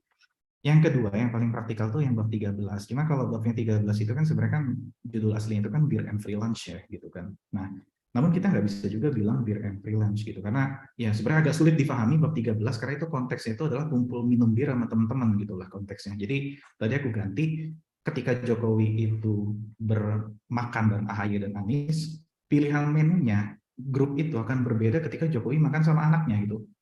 Nah, itu artinya apa? Kadang-kadang kan kita ini terutama startup ya gitu kan, atau UMKM, pada saat kita itu mau membuat sesuatu gitu, kita tuh kadang-kadang memaksakan diri kita tuh pengen punya value proposition atau competitive advantage yang memang unggul dari yang lain gitu. Padahal kalau menurut memang pattern yang disampaikan oleh si Dan Ariely ini gitu, di awal itu ATM, kalau bisa jangan cari diferensiasi dulu gitu dari diri kita. ATM dulu, bikin gorengan dulu, bikin warung dulu gitu kan, jual kurma dulu gitu kan, jual baju dulu gitulah. Baru ketika emang kita emang udah nyaman, kita udah cukup profitable gitu kan, barulah kita cari diferensiasi dari niche yang berhasil kita dapetin dengan kita meng-ATM-kan bisnis existing tadi gitu. Nah, ini yang kalau aku tuh juga kan pernah emang bikin startup 3 kali bangkrut gitu. Itu rata-rata karena emang mengusahakan yang pengen mencari diferensiasi atau mencari unfair advantage atau value proposition yang unik itu di awal, Mas. Padahal ya memang kalau kata Dan Ariely, kalau kita melakukan itu, insya Allah kamu mati gitu loh, kasar ya kalau kata dia ya. Insya Allah bisnismu mati gitu kalau kamu langsung pengen berbeda dari yang lain pada saat kamu mulai. Pada saat mulai, ATM dulu, survive dulu, profit marginnya itu ada dulu gitu, baru cari diferensiasi gitu. Nah itu yang praktikal nomor 2. Jadi yang pertama, yang paling praktikal adalah the cost of zero cost. Yang kedua adalah mengenai, jangan kalau mau, usahakan kita nyaman dulu dengan grupnya, dengan niche marketnya. Setelah kita nyaman, barulah nanti kita naik level untuk mendiferensiasikan setelah emang kita punya profit margin. Yang rasional seperti itu. Cuma kayaknya entah kenapa beberapa tahun terakhir, pendekatan irasional itu justru malah lebih dibayarin investor ya. Aku juga bingung sih sebenarnya. Mantap, mantap. Terima kasih. Pak Mirsya menamain? Ya, mantep nih Kang Denny nih, waduh ahli AI. Tadi lah saya coba jawab yang Kang Denny. Kalau nambahin, kalau saya banyak E-nya tuh kan nggak bagus berarti. Nambahin yang tadi Emil ya. Tadi outcome-nya udah dikasih, itu juga saya kasih. Jadi cara nulis buku gitu saya sih ya nggak peduli lah. Pokoknya kalau saya enak baca dan ada key takeaway yang bisa kita ambil, idealnya justru gitu, 2 halaman, 3 halaman baca gitu udah dapet key takeaway. Tapi kalau baca 700 halaman dulu terus dapet gitu, ya sedikit sebenarnya gitu, nggak ada hal baru. Saya paling malas. Saya juga terbiasa mungkin ini ya, didikan pakai diktat di Belanda. Diktat itu kompak bener, tipis. Tapi begitu saya bandingin, matematik ya, ada analisa namanya dulu. Itu advance matematik yang tebalnya 4 kali itu isinya belum mengcover itu gitu ya. Nah itu juga mungkin kita terbiasa, jadi cuman pikiran utama. Cuman ada handicapnya, kalau harus nulis yang bunga-bunga gitu banyak, susah kita gitu. Karena ya udah zaklek aja gitu, pikiran utama semua. Begitu juga tentang semua hal, approach saya tuh apa sih yang inti gitu, nggak banyak bunga-bunganya. Begitu juga saya pengen buku. Tadi untuk key takeaway-nya udah ada tadi untuk kayaknya pricing misalnya gitu ya. Tadi juga nyambung, baru saya keinget sih pertanyaan Emil gimana nentuin cost gitu ya. Saya bahas juga sama Pak Buntoro kemarin yang saya tanyain. Idealnya sebenarnya gini, kita nulis semua gitu kan. Cost itu, seluruh cost itu kita tulis. Saya paling banyak sih revenue saya dapat mungkin mirip Bro Emil ya. Consulting, kerjaan consulting sebenarnya. Nah itu kan kita balikin, akhirnya yang kita jual kan main days gitu kan, atau main hour. Kalau yang lain kan costnya gampang dihitung ya, travel segala macam, hotel apa itu, costnya itu aja gitu. Yang lain kayaknya nggak banyak. Tapi paling banyak ya cost orangnya kan, bayar orangnya. Kalau konsultan itu mahal. Itu cost structure-nya mungkin lebih sederhana gitu. Nah, cuman ketika sudah punya brand, itu dia punya value kan. Hal yang sama nih, kita kerjain persis Pricewaterhouse yang jual, itu harganya bisa 20 kali lipat ya, 30 kali lipat sama kita. Persis sama loh itu. Cuman gara-gara brand dia aja gitu kan. Sama dia tuh banyak repository, itu yang mungkin kita nggak ya. Dokumentasinya bagus bener, cara nulisnya bagus bener. Akhirnya ya kepake terus, akhirnya punya posisi pasar yang orang bersedia beli untuk itu. Juga ada apa ya, nah itu si challenge kita ya di Indonesia ini, salah satu kita sempat diskusi juga, terutama di konsultan, si consulting itu begitu ini paspor Indonesia ya, rambut hitam gitu ya, atau putih gitu sekarang. Nah, itu susah ngasih pricing sama kayak bule, padahal jauh lebih hebat dari bule sebenarnya ilmunya. Itu cost structure. Kalau kayak di pabrik, cost structure-nya juga kebanyakan gini sih. Semua, saya juga ada teman di Yamaha apa di mana. Itu evolving sih ya. Kuncinya data. Lu punya data nggak sih? Data semakin detail data. Nah, kita mau masuk juga kan ke IoT misalnya, OEE apa sih? Overall Equipment Effectiveness gitu. Sekarang kan orang lebih kritis gitu, sehingga dia bisa bener, oke nih, mesin ini nih sebenarnya nih kontribusinya terhadap cost berapa sih? Produktivitasnya berapa sih? Kan banyak bener nggak tahu. Ini saya kemarin kan, ini nggak boleh nih karena disiarin ya, salah satu BUMN besar lah di shipyard gitu kan. Itu kan kita akhirnya gagal nih, karena itu tadi maksain, ini kita harus bikin begini begitu lah, datanya nggak ada. Kalau saya mendingan saya tolak sih gitu kan. Kita berangkat dari data dulu nih, beresin datanya. Kalau belum ada ya kita kumpulin dulu datanya, based on data itu apa yang bisa kita lakukan gitu kan, untuk otomatisasi, untuk segala macam itu. Tapi berangkatnya dari data dulu. Data aja dia nggak tahu. Dia lagi baru mau desain nih production line-nya aja belum tahu juga mau seperti apa gitu ya. Ini gimana mau bikin OEE-nya, bikin IoT-nya gitu. Jadi pricing itu makanya perusahaan yang udah itu ada bisa kayak Pak Buntoro kemarin ya. Makin banyak data dia kan masih semua tuh kumulatif ya, diambil aja gini. Panjang las dengan tipe ini itu per sentimeter berapa gitu kan. Nah, itu juga akhirnya produktivitas tukang lasnya bisa diukur. Challenge-nya itu sih. Coba dengan resolusi sekecil mungkin, sedetail mungkin, hitung. Apapun itu ya. Masuk OB-nya loh. OB itu nggak turun. Ya, kalau bisa, kalau semua orang disiplin ya, gue hari ini tuh 8 jam. Ngapain aja sih 8 jamnya gue? Ini gue 15 menit tuh begini. Itu kan idealnya tuh, begini.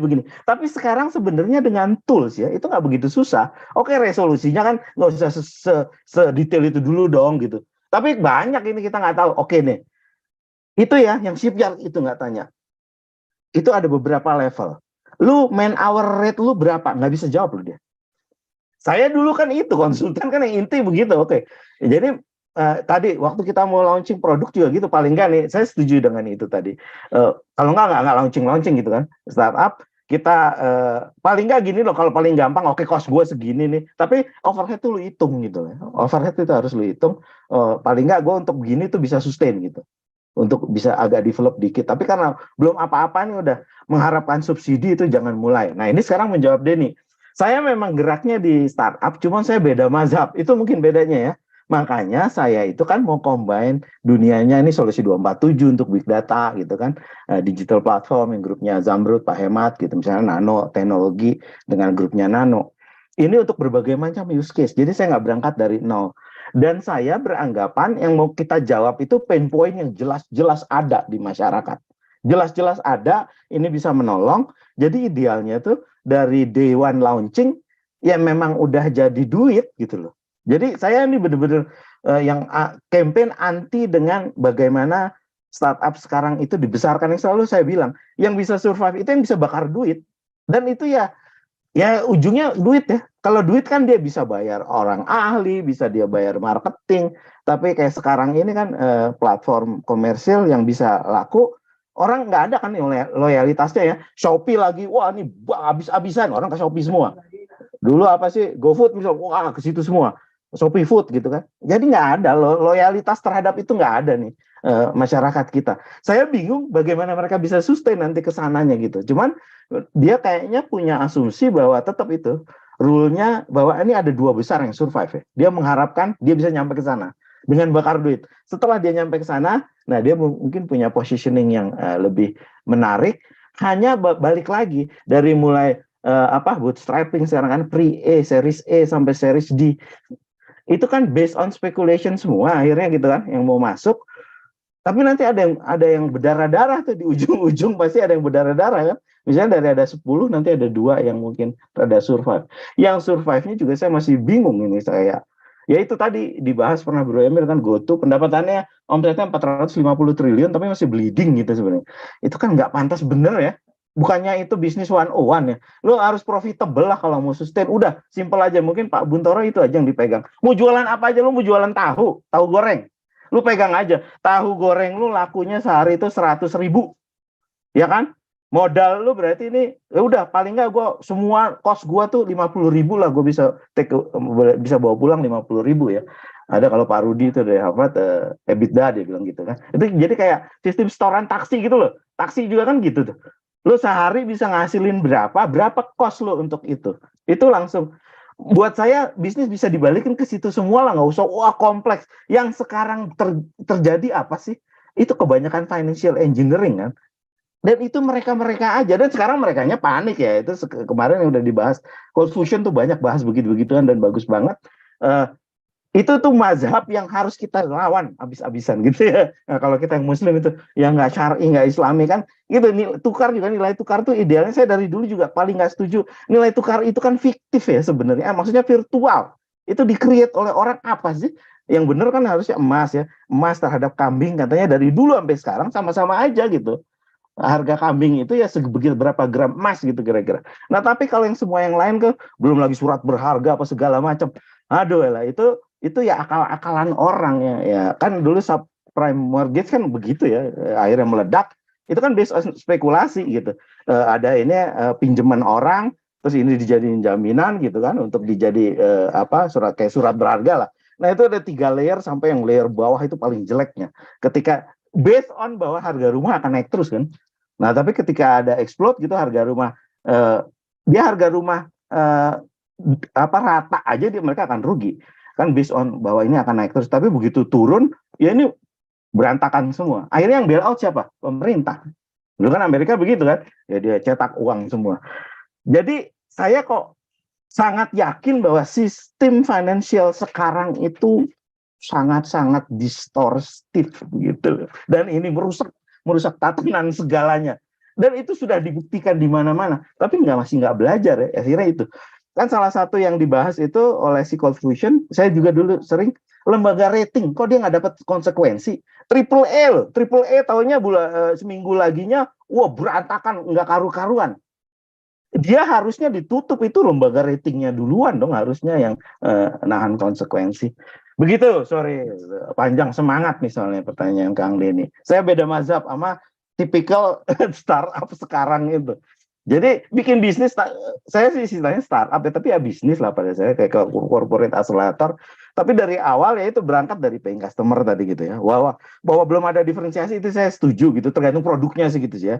Kalau memang ini rada-rada lain ya paling nggak lu bisa jualan dulu dan itu nutup cost. Itu aja udah bagus. Tapi kalau dari awal ini asumsinya terus sama ini apa sih sekarang freemium gitu ya. Itu tuh nggak ada, itu model bisnis yang nggak akan sustain gitu intinya.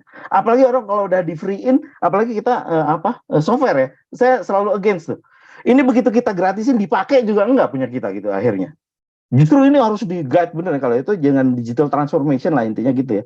Ini benar kan kayak IBM selalu gitu juga ya. Ada konsultannya gitu untuk manajemen consultingnya, sama ada produk teknologinya. Teknologinya tuh ngikut apa yang harus dilakukan oleh si konsultan bisnis ini gitu. Tapi kalau berdiri sendiri si teknologi ya nggak ada yang pakai ujungnya. Lanjut nih Pak Gatot ini yang punya rumah udah.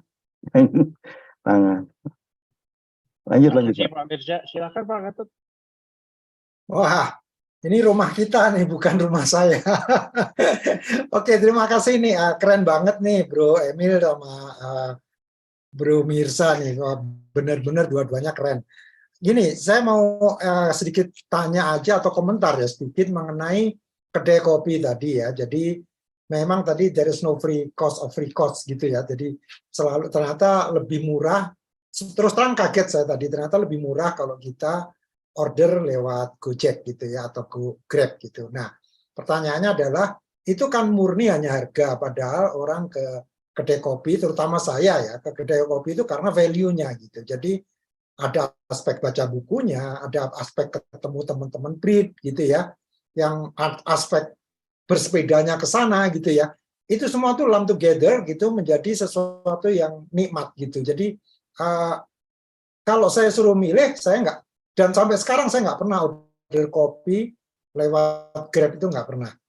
Saya mendingan bikin kopi bikinan istri saya sendiri gitu, daripada saya beli apapun gitu ya, tapi pakai Gojek gitu. Mendingan saya ke sana gitu. Apalagi ya kita sudah sering ke Sagale ya, jadi saya sudah comfortable banget gitu. Nah, yang salah satu yang enak itu ya value tadi ya, value-nya termasuk pada saat misalnya sholat gitu ya, adzan gitu ya, ada masjid gitu ya, misalnya seperti itu. Saya sering juga ke mana Sabang 16 karena dekat sama masjid gitu. Jadi kalau adzan kita langsung ke sana. Nah, ini masalah value tadi gimana? Apakah si Dan Ariely ini juga mempertimbangkan sehingga Bro Emil ini tadi mengambil kesimpulan seperti itu. Kemudian yang kedua, lebih ke Pak Mirza ya. Terutama tadi saya lebih banyak consulting yang kita jual. Nah, bisa nggak consulting itu goes beyond hours gitu? Maksudnya yang dijual itu bukan coding time-nya atau development time-nya, tapi benar-benar how the end product itu will be valuable to the end customer. Gitu. Karena kalau jujur aja, kalau yang saya alami sebagai konsultan itu capek deh kalau kita bikin proposal mesti berdasarkan man hours gitu. Berdasarkan value aja udah. Kembali ke pertanyaan nomor 1 dari Bro Emil tadi, how to price gitu. Nah, itu permainannya di situ. Jadi bukan jualan man hours gitu. Saya nggak tahu kalau di tempatnya Pak Mirza memungkinkan nggak gitu. Artinya programmer kita jangan dihargai dari how many hours they work gitu, tapi benar-benar the value they give to the end product gitu. Itu aja sih sebetulnya pertanyaan. Silakan. Makasih Mas Arief. Ya, silakan. Cek. Mas Emil. Oh, sorry Mas Arief. Ini sebelumnya pengen nanya nih ke Mas Arief. Ini suaranya masih mendengung atau gimana Mas? Soalnya aku lagi di ruang kedap tertutup sih. So, ini. Agak kecil sih suaranya. Fine. Nah, agak kecil karena dengungannya. Oh gitu. Nah, ya udah nanti mungkin habis jawab pertanyaan dari Mas Gatot, nanti habis jawab pertanyaan dari Mas Gatot, nanti mungkin aku coba ini ya pindah. Nah, kalau untuk yang dari Mas Gatot, sebenarnya ini punten nih disclaimer dulu. Kenapa aku manggil Mas Gatot nih bukan Pak Gatot gitu ya? Karena waktu pas pertama kali aku Zoom sama Mas Gatot, pas aku manggil Pak, senyum. Pas aku manggil Mas, senyumnya lebar banget gitu. Jadi aku panggil Mas terus sampai sekarang. Oke. Nah, jadi kurang lebih gitu ya. Nah, kemudian yang berikutnya, pertama itu gini, sebetulnya aku lebih aliran yang setuju dengan Mas Gatot. Ada hal-hal yang kontekstual dan valuable yang itu sebenarnya tidak bisa diangkakan. Nah, dan kalau misalnya ditanya apakah si Dan Ariely itu sebenarnya dia itu menyampaikan ini, disampaikan. Lucunya adalah dia tuh kayak semacam melihat bahwa kita tuh sering banget tidak melihat cost-cost yang hidden atau yang zero cost itu di bab 3. Di bab 4-nya dia langsung menyampaikan tentang social norms dan market norms gitu Mas. Maksudnya itu apa? Di bab 4 langsung dia kontradiksikan sendiri bahwa manusia itu bergerak bukan berdasarkan uang, namun dia bergerak berdasarkan cost yang memang cocok dengan personality yang atau mission atau misalnya target hidup yang dia kejar. Dan adanya uang itu kan sebenarnya kalau aku nangkap implicitly dari yang disampaikan si Ariely ini, uang itu kan sesuatu yang membuat kita itu menjadi bergerak untuk keinginan orang lain sebetulnya kan. Makanya sebenarnya ada metode yang aku tuh senang dari yang Mas Gatot pakai. Kalau konsultan, Mas Gatot ngajuin proposal, Mas Gatot kalau nggak salah kan nggak ngajuin angka. Mas Gatot bilang, you can name my price gitu kan Mas ya, kalau nggak salah ya. Karena sebenarnya yang Mas Gatot lakukan itu sebetulnya itu sesuai dengan yang disampaikan oleh bagian mengenai social norms yang disampaikan oleh Dan Ariely ini gitu, bahwa pada dasarnya manusia itu first thing first-nya mereka itu bergerak itu berdasarkan cause dulu. Pada saat memang cause-nya itu memang dia sudah tercapai, barulah dia mulai memikirkan apa yang dinamakan dengan duitnya itu belakangan gitu Mas. Nah, sayangnya di society yang kayak kita sekarang ini kan kita emang selalu ditekan untuk terhadap hal-hal yang tangible atau ditekan terhadap hal-hal yang memang sifatnya itu hal-hal yang memang ya mengejar uang. Karena kalau misalnya kita kaitkan dengan statement yang disampaikan si Ariel ini, pada saat kita mengejar uang, itu kan sebenarnya kita mengejar kausnya orang lain gitu kan Mas ya. Nah, itu yang mungkin sebenarnya bisa jadi catatan kita juga gitu. Nah, di mana kalau misalnya aku lihat sendiri, sebenarnya enak kali ya kalau misalnya di hidup ini kita nggak usah ngejar uang, kita tuh ngejar cost yang pengen kita kejar mission atau target hidup kita ini aja, tanpa harus kita mikirin price atau dibayar berapa gitu. Nah, namun sepertinya kan apa ya, ya inilah ya, it's so much easier it's easier to said lah gitu ya dibandingkan easier said than done lah gitu Mas ya. Jadi ya jauh lebih mudah dikatakan gitu. Jadi pada dasarnya namun itu tadi gitu, dan aku cukup sepakat juga dengan yang disampaikan di bab 4 itu bahwa first thing first itu cost-nya dulu, baru angka dipikirin belakangan. Angka itu adalah cerminan kita tidak bisa mendapatkan cost yang kita kejar gitu Mas.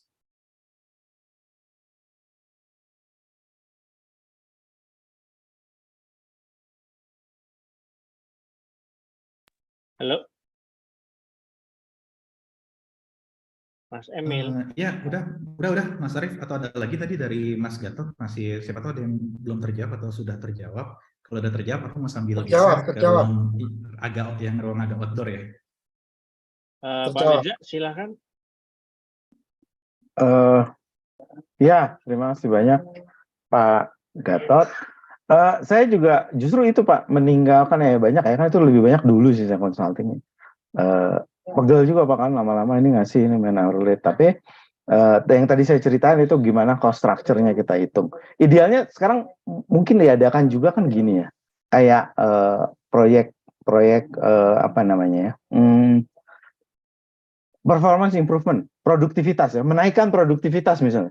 Nah itu ada juga yang gitu, berani begitu kan.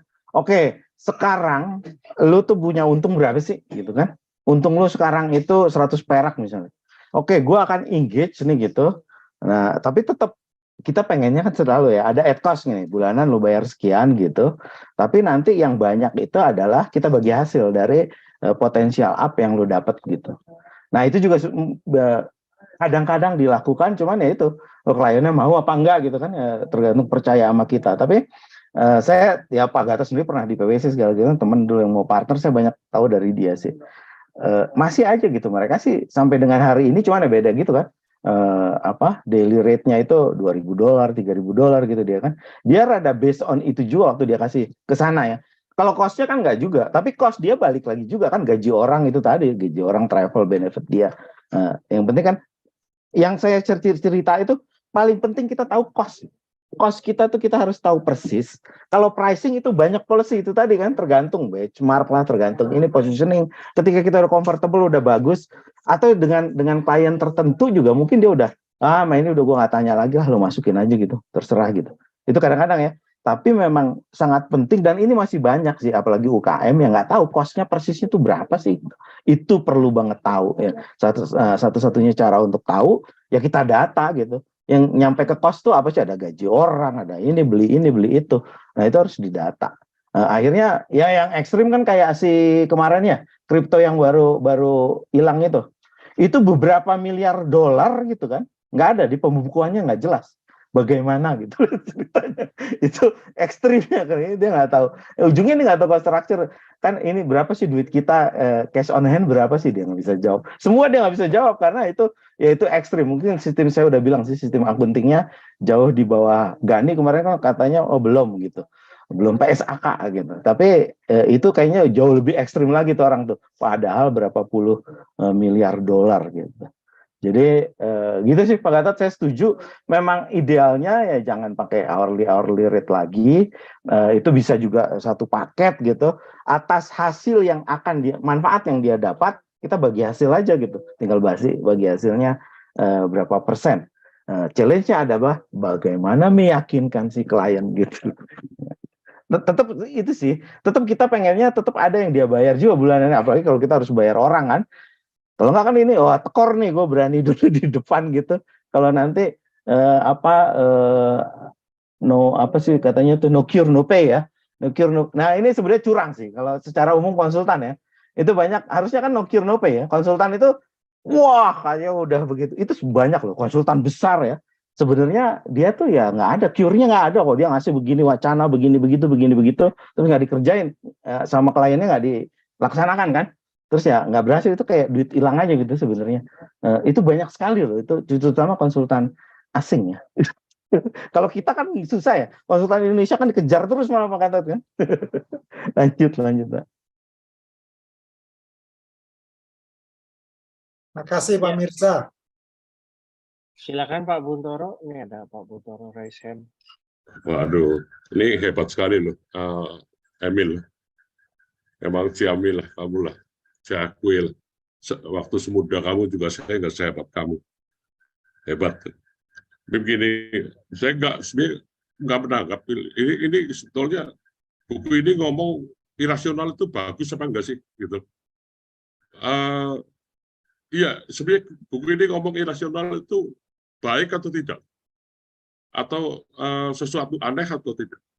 Karena menurut saya ya, Pak, saya udah amati juga beberapa pengusaha-pengusaha hebat lah. Saya sih nggak termasuk hebat.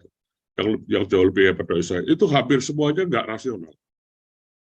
Dan saya pun termasuk orang yang sangat tidak rasional, sangat tidak rasional. Artinya begini, saya pernah tahun 2013 lah, beli mesin harga 10 miliar. Itu kalau dihitung depresiasinya 8 tahun plus bunganya, 1 jam 1 juta mesin itu. 1 jam cost-nya itu 1 juta. Nah, orang itu nggak ada yang berani beli di Indonesia ini. Karena pertama juga mungkin ada yang mau bayar 1 jam 1 juta kalau sebagai untuk job shop ya, 1 jam 1 juta. Tapi untuk mencari 8 jam 1 hari itu susah. Nah, kenapa saya berani beli mesin itu? Saya pun menghitung nih, kalau 1 juta satu hari dan saya depresiasinya 8 tahun baru mesin itu pulang ongkos, wah ini nggak masuk akal, itu malah nggak masuk akal. Tapi saya mencari jalan ya supaya saya itu benar-benar rasional. Artinya apa? Bagaimana kalau saya rodi mesin ini setahun itu kerja 6.000 jam. Nah, tinggal saya bagaimana mencari pekerjaan 6.000 jam untuk mesin ini. Nah, ternyata berhasil 6.000 jam. Jadi setahun saya balik mesin. Balik pokok mesin itu. Rasional sekali kan? Orang bilang kan tidak rasional. Itu enggak rasional lah. Ada 2 orang yang tidak rasional ya, yang beli mesin ini. Ini mesin pertama kali yang di Indonesia berani beli mesin ini saya. Yang kedua tidak rasional lagi Haji Isam. Haji Isam itu beli mesin ini yang kedua ini. Lebih nggak masuk akal lagi karena apa? Dia pakai mesin ini untuk memuaskan hasratnya hobi bikin mobil off-road. Untuk roll bar-nya apa segala macam. Lebih nggak masuk akal. Tapi buat Haji Isam masuk akal sekali karena dia punya duit. Karena dia punya duit jadi masuk akal aja beli mesin harga 10 miliar ini. Jadi sebetulnya yang tadi pertanyaannya, apakah irasional itu menurut buku ini sebetulnya baik atau tidak baik? Dan menurut Emil baik atau tidak baik? Silakan Mil, jawab Mil. Silakan. Oke. Terima kasih Pak Bun. Jadi kalau menurut Dan Ariely itu the point aja, menurut dia tidak baik ya Pak. Suaranya Karena kecil Mil. Suaranya kecil. Ya. Suaranya kecil. Ya Pak. Cek. Halo. Ya, oke.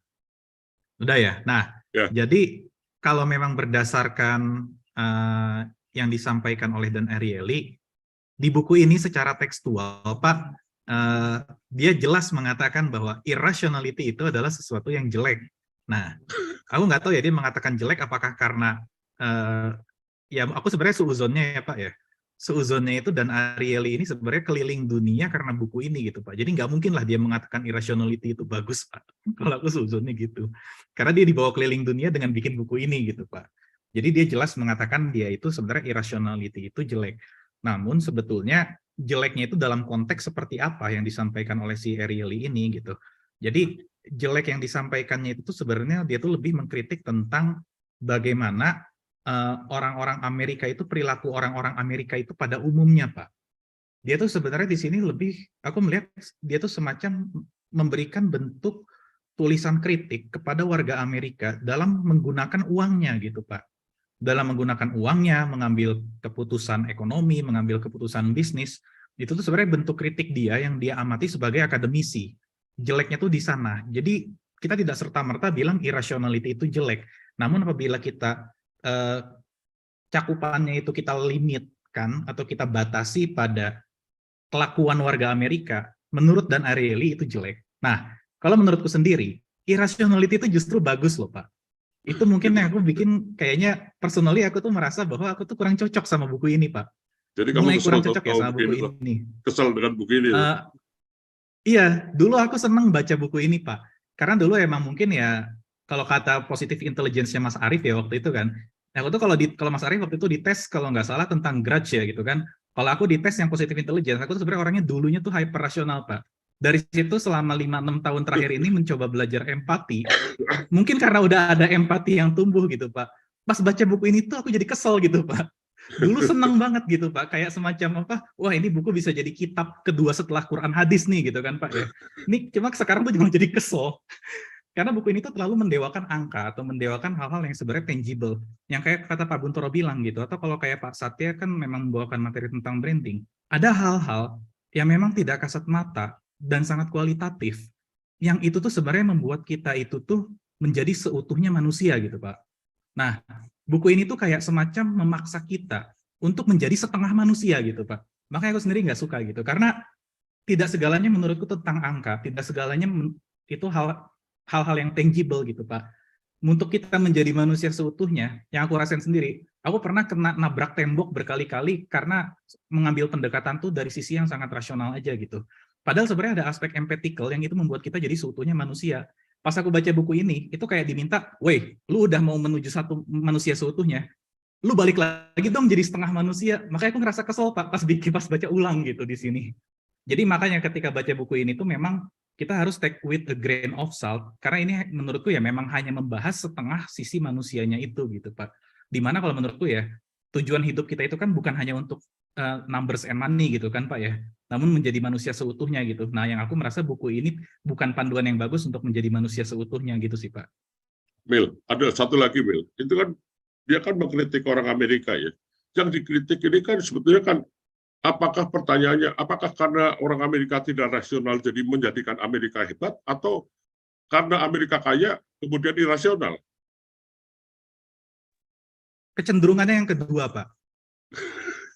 Bukannya pertama, yang pertama kecenderungan ya, kecenderungan. Bukannya karena Amerika irasional sehingga Amerika jadi hebat. Enggak sih, Pak. Kalau di sini itu justru kayak dia tuh, ini mungkin yang balik lagi kayak yang kata Mas Denny bilang ya, buku ini tentang common sense, dan Ariely itu sebenarnya buku ini tuh kayak, mohon maaf, lebih kayak buku nyari sensasi atau validasi terhadap common sense yang sebenarnya sudah kita tahu semua gitu. Yang kalau kata Pak Budi itu kan as good as motherhood gitu, Pak. Dia cari validasi terhadap as good as motherhood itu gitu, Pak. Namun memang yang dikritik itu yang memang kalau untuk yang kayak kasus di Amerika adalah kayak lebih mengutamakan image-nya dia dibandingkan mengejar apa yang dia suka. Terus habis itu kebrengsekan cowok-cowok di sana gitu. Padahal ayah ceweknya itu sudah berusaha anaknya itu terhindar dari HIV gitu kan. Terus dia tuh juga ya mengkritik bahkan mahasiswa MIT sendiri tuh gampang ditipu ketika kampus tuh menjual produk itu di bab 1 tuh tadi tabel yang di screenshot Mas Denny di grup itu. Ketika menjual produk liputan ekonomi gitu, Pak, lewat website gitu. Mahasiswa MIT itu gampang ditipu. Bagaimana warga Amerika tuh sangat tidak tidak percaya mengenai asuransi kesehatan tuh harus dibayar rutin, mengenai warga mahasiswanya itu tuh mengenai dia tuh lemah terhadap deadline gitu kan. Jadi kalau nggak di deadline halaman per halaman tuh nggak akan beres, itu tugas akhir gitu, Pak. Jadi memang yang disampaikan oleh Dan Ariely ini kecenderungannya kembali lagi, Pak, ke yang kedua itu gitu, Pak, kecenderungannya gitu. Jadi bukan karena mereka irasional itu justru jadi maju gitu. Dia tuh emang lebih mengkritik ya perilaku warga Amerikanya itu yang dia kritik, Pak, sebenarnya. Jadi buku ini lebih, kalau dirasain ya, buku ini tuh lebih menyampaikan ketidaksukaan, Pak, sebenarnya. ketidaksukaannya dan Ariely terhadap lingkungannya dia, yang dimana sepertinya itu sangat masuk akal karena di curhatnya dia di bab 0, sebenarnya tadi mungkin aku belum bahas ya, di bab 0 itu si Dan Ariely ini tuh dia tuh cerita dia tuh pernah kena luka bakar tingkat 3 karena suatu kecelakaan gitu Pak. Itu yang melandasi dia untuk melihat hal-hal yang sifatnya itu irasional atau mungkin ya itu yang membuat dia menjadi kesal dengan sekitarnya atau mungkin mendendam kepada dunia mungkin karena pernah kena luka bakar. Kalau tadi lihat fotonya kan dia punya jenggot cuma setengah kan Pak ya, itu karena setengahnya Iya, nggak bisa tumbuh iya. gitu Pak. Oh Jadi gitu. ya ada faktor ketidaksukaan apa ya, buku ini kayak menuangkan ketidaksukaan dia terhadap society-nya dia. Satu lagi, Min, pertanyaan terakhir, Min. Ini karena kamu bahas buku ini, saya bikin profilnya saya rubah. Sendiri menjadi mayoritas. Ini rasional atau tidak rasional?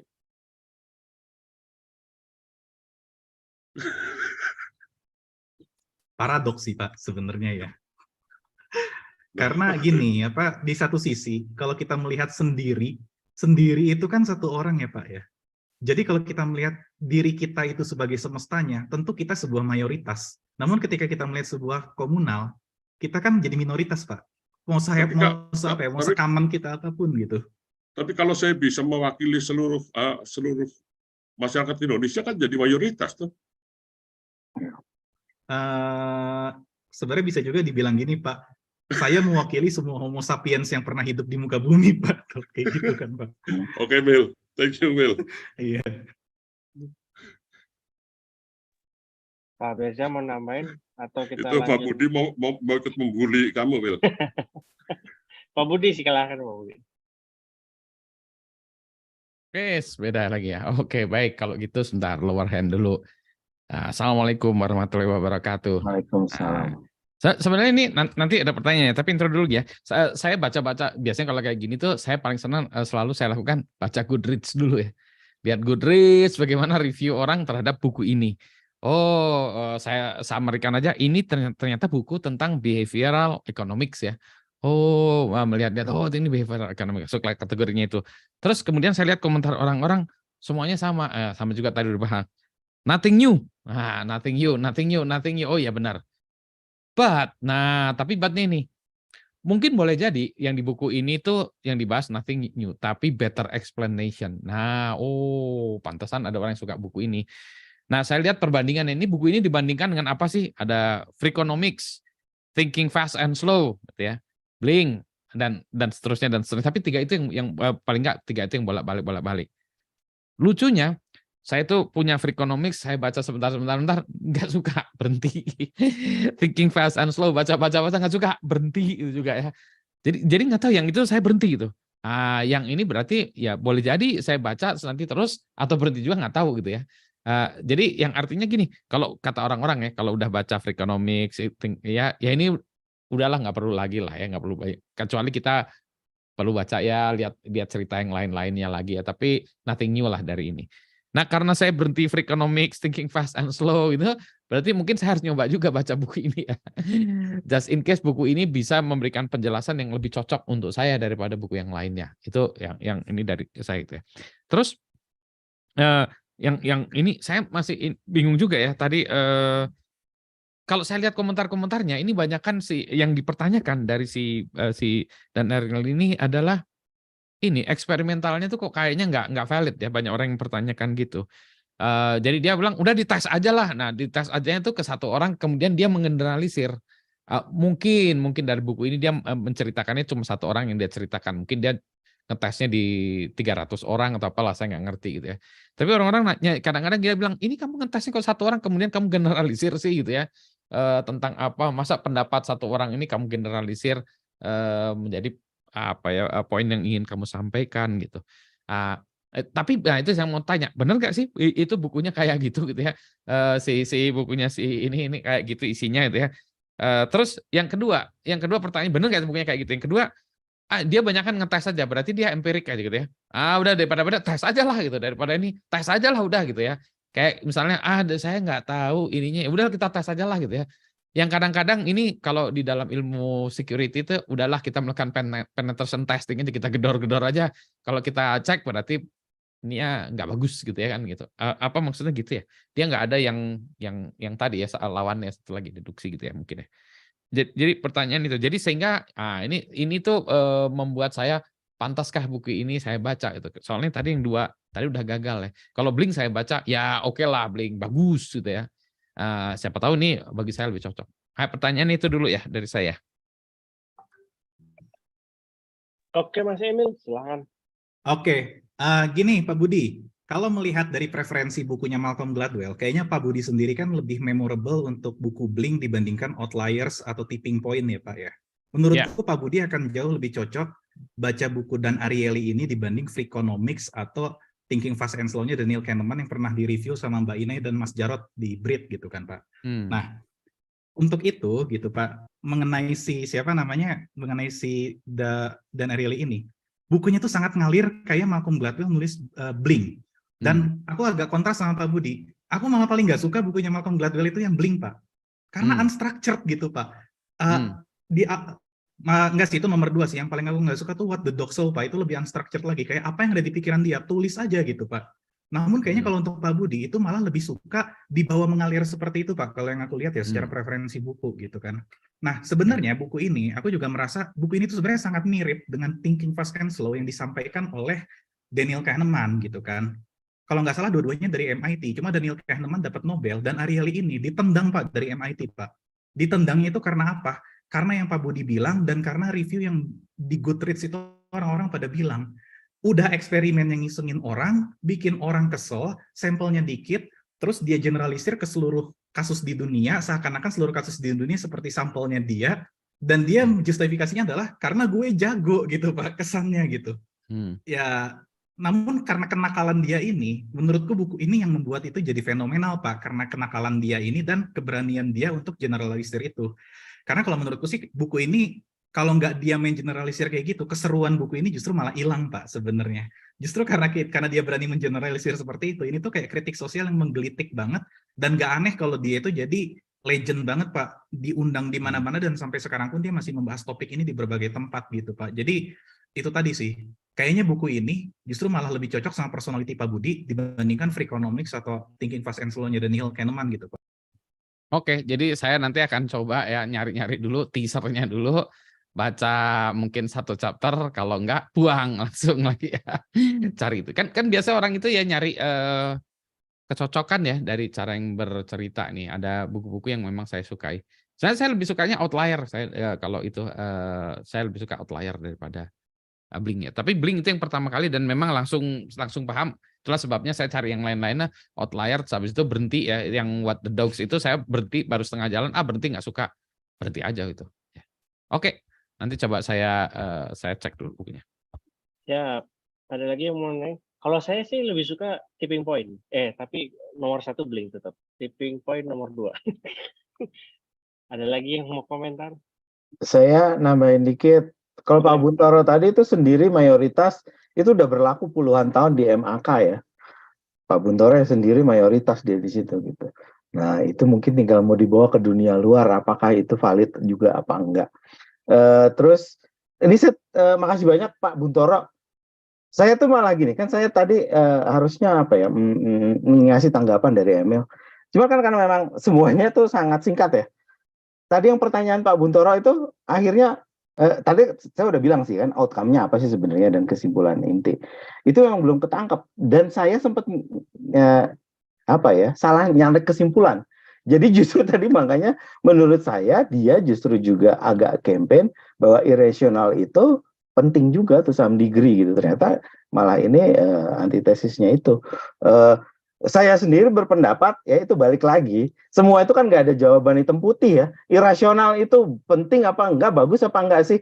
Ya kondisional, balik lagi. Terus irasional buat satu orang, buat orang lain itu irasional. Kalau saya mau coba rangkum sih gini ya, semua pengusaha, semua yang berhasil, banyak keputusan akhirnya irasional diambil.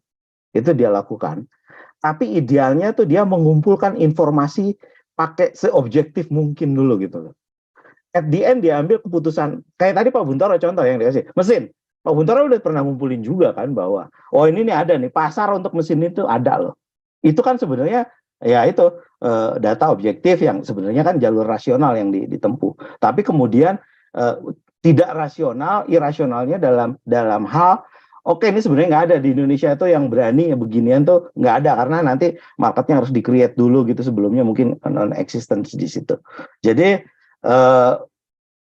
idealnya data dikumpulkan dulu dengan cara ya serasional mungkin, kemudian ada apa ya, gut oriented decision gitu ya. Itu yang banyak juga akhirnya pengusaha sukses itu punya itu gitu.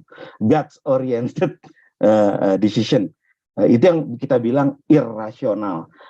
Juga rasionalitas gitu, balik lagi ya. Rasional itu kan menurut rasio. Rasionalitas setiap orang juga beda-beda gitu ya. Saya tuh paling nggak nyambung siapa nih yang ngetop bener itu jadi primadona itu Rocky Gerung. Tapi dia memang belajar kan filosofi ya. Itu saya nggak nyambung tuh sama dia. Tiap dia ngomong saya nggak nyambung. Yang menurut dia rasional. Tapi kan saya pernah waktu di Belanda tuh ya, orang-orang yang ngambil filosofi S3 itu pusing tuh dengerin dia ngomong. Emang kan ini titik sama garis gitu, bahwa garis adalah kumpulan suka. Dia tuh sebenarnya dalam rangka dia dikirim IAIN apa Departemen Agama, jadi agama sih sebenarnya. Jadi gitu dia itu seharusnya khotbah. Tapi saya nggak nyambung gitu. Ya itu balik lagi karena domainnya beda gitu. Dia pakai udah fungsi bilangan kompleks, kita masih pakai mikirnya pakai bilangan real gitu kan, nggak nyambung tuh. Nah dari gitu-gitu sih.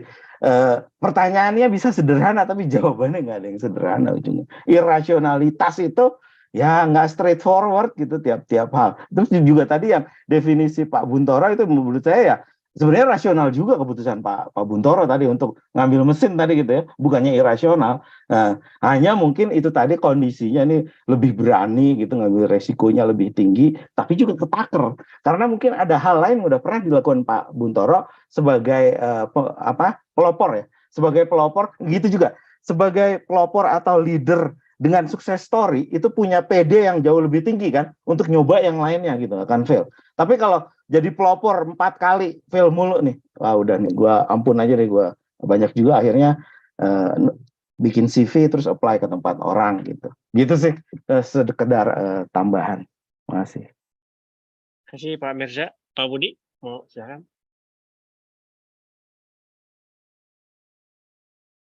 Halo. Pak Satya juga tunjuk Yes. tangan ya. Oke, kalau saya tadi melihatnya itu bukan masalah irasional itu baik atau buruk ya. Kalau saya justru yang saya tangkap dari si buku ini adalah mengatakan bahwa manusia itu irasional gitu. Jadi kita memahami bahwa manusia itu irasional, tapi predictable gitu. Jadi irasional itu predictable. Jadi kalau kita ingin melakukan sesuatu, marketing segala macam, maka kita pahamilah itu gitu ya. Kalau yang saya tangkap itu. Contoh misalnya presentasi. Kalau presentasi itu saya selalu maksa mahasiswa saya 17 menit. Di atas itu udah kamu saya kasih C gitu. Jadi kalau saya berhenti stop langsung gitu ya. Saya itu langsung kenapa? Ya karena manusia demikian gitu. Nah, itu bagus atau enggak? Iya demikian gitu. Maksud saya gitu ya. Jadi understand that gitu kan ya, maksudnya gitu. Bahkan sekarang katanya span attention kita makin turun gitu. Ya understand that gitu. Kalau kita nggak mengerti itu ya maka kita tidak bisa membuat apapun ya. Nah, ini saya kaitkan juga sebetulnya bukan kalau ini behavior economics ya, tapi terkait dengan economics. Tapi menurut saya ini bisa diekstrapolasi ke yang lain-lain, misalnya ke pemilu gitu ya. Kenapa orang memilih kan irasional juga ya? Kenapa kok dia harusnya memilihnya demikian, tapi nggak milih yang itu gitu? Kenapa ya? Itu kan juga sebetulnya behavior juga yang irasional juga, tapi bisa predictable. Nah, sampai sekarang yang saya masih belum bisa masih belajar kemana-mana ini tentang hoax gitu ya. Kenapa orang yang terpelajar sekalipun gitu ya, ini kan juga sama, itu behaviornya juga irasional gitu ya. Kenapa kok bisa seperti itu? Nah, ini yang saya lagi nyari-nyari ini itu sebetulnya bukan saya tidak tertarik ke economics-nya karena saya tahu bahwa saya tidak lihai di bidang itunya gitu ya. Jadi saya ngandalin orang lain aja lah gitu. Cuma saya harus tahu behaviornya seperti apa. Nah, saya lebih tertarik tadi kepada hoax, data segala macam gitu ya. Nah, yang ini dikaitkan dengan satu buku yang lebih bagus lagi menurut saya, Factfulness ya dari Hans Rosling. Itu menurut saya bagus banget itu untuk menjelaskan kenapa kita itu bodor dari make decision. Bahkan kalau kita make decision lebih baik lempar dadu aja. Karena Factfulness itu menjelaskan bahwa kita itu kalau make decision itu malah 33% atau apa ya. Lebih baik pakai monyet aja suruh lempar dadu itu malah lebih bagus itu daripada kita gitu make decision. Nah, yang kayak gini tadi menurut saya bukan malah masalah bagus atau enggaknya irasional ya. Tapi kita bilang ya given manusia kayak gitu kalau menurut saya gitu. lengkap dengan ya mau dibilang bagus atau enggak. Deal with it gitu. Gitu kalau menurut saya. Mantap Pak Budi. Silakan Pak Satya. Oke, makasih. Saya mau ngomong apa ya? Oke, irasional. Saya coba pendekatan dari marketing dan di dua kali saya bicara di sini selalu saya cerita karena kita itu information overload ya, sehingga kenapa terjadi information overload bagi pembeli karena kompetitor tuh sekarang sangat tinggi, kompetisi sangat tinggi, sehingga satu kategori barang itu kompetitornya begitu banyak, suppliernya begitu banyak. Kalau rasional harusnya kita bahas satu-satu kan ya gitu, tapi kan nggak mungkin gitu. Dan kemudian tadi semua itu akan mengatakan pilih saya. Nah, kalau yang mengatakan pilih saya itu ada 60-70, bagaimana kita bisa jadi rasional gitu. Jadi wajar gitu kalau kita irasional. Tapi tadi dikatakan Pak Emil, ordernya ini terkenal, diundang seminar kemana-mana, memang karena di Amerika itu ada golongan yang sudah muak dengan irasional itu. Mereka mau coba menjadi rasional. Kebetulan saya punya mahasiswa MM dari Presiden University, dia orang Amerika. Dia juga masuk golongan yang maunya jadi rasional gitu. Tapi saya tanya ke dia, sekarang bagaimana Anda menjadi rasional? Tadi Pak Emil kalau nggak salah cerita mengenai, saya pernah presentasi brand ya, kan di situ kan tagline-nya kalau nggak salah there is no such thing as rational buying ya. Ya nggak bisa, gitu aja jawabannya ya. Jadi kita mau nggak mau ya harus terima bahwa sekarang itu yang memegang ya lebih dominan irasional lah daripada rasional. Yang di presentasi saya kasih ilustrasi McD. McD itu sangat populer, brandnya cukup tinggi, brand value-nya, tapi McD itu junk food. Nah, ada gerakan-gerakan yang ingin menghilangkan junk food, masuk ke healthy food. McD juga udah berusaha. Kalau nggak salah, ini yang dibahas di Harvard Business Review, dia berusaha selama 5 tahun mencoba mempopulerkan masakan yang sehat. Hasilnya ternyata 5 tahun revenue-nya menukik ratusan juta dolar per tahunnya. Karena apa?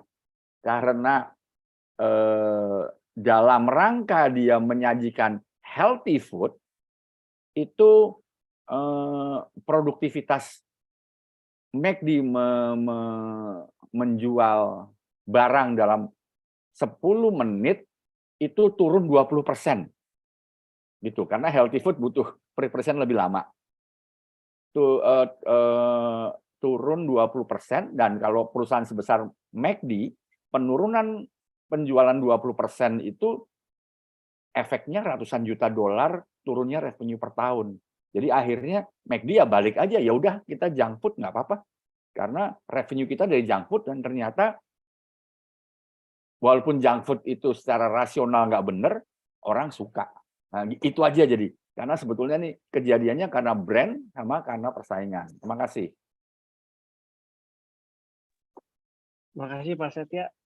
Silakan, ada yang mau komentar, Mas Emil atau Pak Reza? Saya mau komentar dikit, mumpung keinget nih. Tadi dari diskusi saya juga keinget tuh, waktu Pak Satya kayaknya saya sempat ikut tuh, there's no such thing as a rational buyer. Tapi kalau untuk kita relate ke product pricing ya, tadi juga disinggung. Menurut saya gini, rule of thumb-nya gini. Kalau produk Anda itu diposisikan sebagai orang yang beli itu harus rasional gitu ya, berdasarkan pertimbangan rasional, membeli produk Anda itu belum hebat. Jadi coba cari bikin produk sampai itu jadi produk yang orang belinya berdasarkan emosional. Itu semua brand ya, semua brand hebat itu ya emosional, nggak ada relate ke harga cost ya. Cost tadi itu udah jauh bener dengan harga barangnya akhirnya. Nah tadi nyebut contoh ya McD. Saya juga mau nyebut contoh misalnya Toyota. Toyota itu kan itu orang kan bagus ya kualitasnya, Toyota tertinggi juga udah bagus bener sih kalau rasional bayar ya. Tapi kan dia waktu mau ke high end nggak bisa, akhirnya dia coba create Lexus kali ya.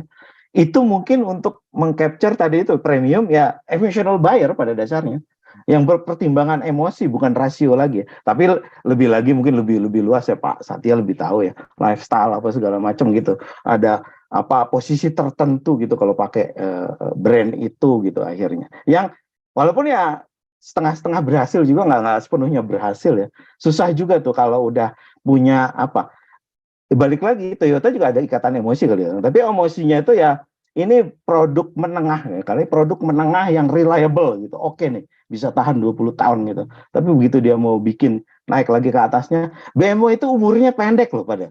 Itu kebanyakan itu. BMW itu 5 tahun gitu juta udah ngerong-ngerong gitu segala macam. Toyota jauh lebih kuat. Tapi balik lagi karena orang secara emosi udah attach ke brandnya tadi balik. Jadi secara singkat kalau bisa meng-create produk kita itu dibeli orang karena alasan-alasan emosional, itu pasti kita akan jauh lebih profitable dibandingin kalau si produk kita hanya dibeli berdasarkan rasional, di benchmark itu semua kinerja, parameternya dihitung, nah, itu agak kurang tuh, gitu sih. Sekedar remark. Thank you. Terima kasih Pak Mirza. Pak Satya mau menanggapi? Enggak, Pak Mirza jauh lebih jago dari saya. Apa cara penyampaiannya? Terima kasih Pak Mirza. Siap. Ada lagi? Atau kita tutup aja Pak Gatot? Pas 9.30. Oh iya pas nih. Tutup aja. On time. Ya, saya tambahan. Tadi juga yang saya capture tadi mirip Pak Budi tadi bahwa dia ya itu orang tuh banyak irasional gitu. Akhirnya kan itu buku itu yang tadi saya tangkap gitu. Tapi ketika ditanyakan Pak Buntoro sebenarnya kesimpulannya bagus apa jelek gitu. Nah, balik lagi ya bagus sama jelek itu sangat relatif. Oh iya itu tuh overuse itu di sini juga kan Pak Buntoro tadi Pak Gatot ada pendapat bagus itu. Bagus itu bagus rasional itu overuse menurut saya. Karena susah mau kasih itu tuh kriterianya apa selalu ngeling kan. Nanti jadi begitu lagi ada institusi yang kita tuh berhasil nih karena ada penghematan gitu. Lah bukannya harusnya institusi itu tuh bukannya hemat tapi outcome-nya hebat, ada multiplier efeknya gede. Gitu-gitu, sorry ini intermezzo. Silahkan kalau mau ditutup, thank you bener. Ya, terima kasih Pak Mirza atas last remark-nya. Ini mungkin sebelum saya tutup, mungkin Mas Emil dan Pak Mirza ada quote sebagai penutup acara. Oke, boleh Mas Arief? Oke. Makasih dari Mas Arief, makasih dari Mas Gatot juga telah menjadi host untuk 117 minggu, artinya kan udah 2 tahun lebih itu ya, ini alhamdulillah banget gitu, manfaat banget sih. Kalau buat aku sih, aku sering jadiin Brit ini sebagai background suara, mohon maaf aku jarang datang live ya Mas Gatot ya, gitu kan, jadiin Brit ini lebih kayak background suara, kayak podcast gitu kan, biar nggak kesepian. Nah, sama ini kalau dari istri aku, mungkin aku nggak ada quote, cuma tadi dari istri aku pesan, hey Emil, watch your language gitu kan, kayak ya mungkin karena aku ngerasa homey juga di sini, jadi ya ngobrol aja kayak sama temen ya udah nggak pakai filter aja gitu. Jadi kalau ada salah kata atau misalnya mungkin ada yang tersinggung atau kayak wah kacau nih orang gitu ya mohon maaf gitu, karena emang tadi ngobrol tanpa filter gitu ya. Mohon maaf kalau ada salah kata sih, itu aja. Terima kasih Mas Emil. Ya. Pak Mirza? Ya dari saya remark sama juga tadi saya juga kalau ngomong apa adanya gitu, mohon maaf. Mana ini disiarin live lagi di YouTube, tapi no hard feelings gitu. Terus saya terima kasih banyak belajar ini dari forum ini, Pak Gatot, Pak Budi, Pak Buntoro, Emil, semua teman yang di sini ya. Mudah-mudahan bisa lanjut, dan sering saya memang ikut herkansing ya kalau istilah Belanda, lihat YouTube-nya gitu, karena kebenaran Rabu malam itu saya kalau lagi di Jakarta sekarang udah dapet itu klub tenis meja, tenis meja. Jadi itu olahraga yang saya gemari, jadi sering nggak bisa. Tapi kadang-kadang saya ikutan sambil pingpong. Jadi jangan berhenti belajar. Apa ya? Suka ada tuh sekarang meme, jangan lelah lah untuk perbaikan bangsa dan umat ini. Saya salut juga kayaknya Kang Emil tadi baca Arab gundul ya, bisa kayaknya. Apa tadi nggak gundul sebenarnya. Itu Al-Ahzab 72 Mas tentang ini. Aku ngerasa kayak saya itu khusus yang bab tentang ini ya khusus yang bab tentang nomor 11 gitu ya, tentang kebusukan akhlak manusia tuh. Si Dan Ariely itu kayak tafsir Al-Ahzab malah Mas itu. Bener. Nah, tapi ya itu persoalan mendasar kita ya akhlak ya. Kalau bisa beresin akhlak ya beres semuanya. Cuman ya itu yang semakin kompleks gitu. Mudah-mudahan mengerucutlah akhirnya konvergen ya. Ini jangan sampai divergen lah itu intinya, kalau yang biasa iterasi kali ya. Terima kasih banyak buat semuanya. Sekali lagi mohon maaf lahir batin. Senang sekali dikasih kesempatan ini. Juga maaf saya sendiri nggak sempat baca bukunya ya. Tapi mudah-mudahan ya bisa memperkaya lah apa yang ya berdasarkan pengalaman sih banyaknya. Assalamualaikum warahmatullahi wabarakatuh. Waalaikumsalam. Menyambung Pak Mirza ya, ada Dr. Nakib Alatas malah bilang gini, kalau teknologi itu bisa dibeli dari Cina dari mana, tapi akhlak itu nggak bisa dibeli. Exactly Pak. Cuman itu Menteri Urusan Akhlak ada sih yang ini thread itu katanya kan itu ini perusahaan ini akhlak gitu, ada kepanjangannya gitu. Tapi ya itu, tragis Pak, ngeri kita. Ini bisa panjang itu event sendiri. Tapi tragis sih, kita tragis bener. Pak Budi sih selalu juga optimis. Saya juga optimis sih ya di forum ini. Tapi kok ya faktanya agak berlawanan gitu dengan optimisme yang mau kita bangun. Sayang sekali. Ini di kesehatan sekarang nih Pak Buntoro masih ada ya. Sekarang itu udah R&D desain juga udah dihilangin katanya dari Kemenperin. Desain nggak dikasih bobot lagi. Jadi mundur bukannya maju. Siap. Oke, sebelum ditutup, kita foto dulu. Apakah Pak Budi mau mimpin sesi foto? Oh, ya. Boleh. Pak Budi. Biasanya oke. Kalau ini sebelum ditutup, mari kita foto bersama dulu sebentar. Saya nyalakan preview saya, ada 2 halaman di sini. Nah, silahkan nyalakan kamera bagi yang mau nyalakan kamera. Seperti biasa. Pak Gatot saya udah ketemu live, Pak Budi sama Pak Buntoro malah belum. Jadi nanti kita saya hitung 1, 2, 3. Setelah 3 kita ketawa dengan tahan kata ketawanya gitu ya. Baik. 1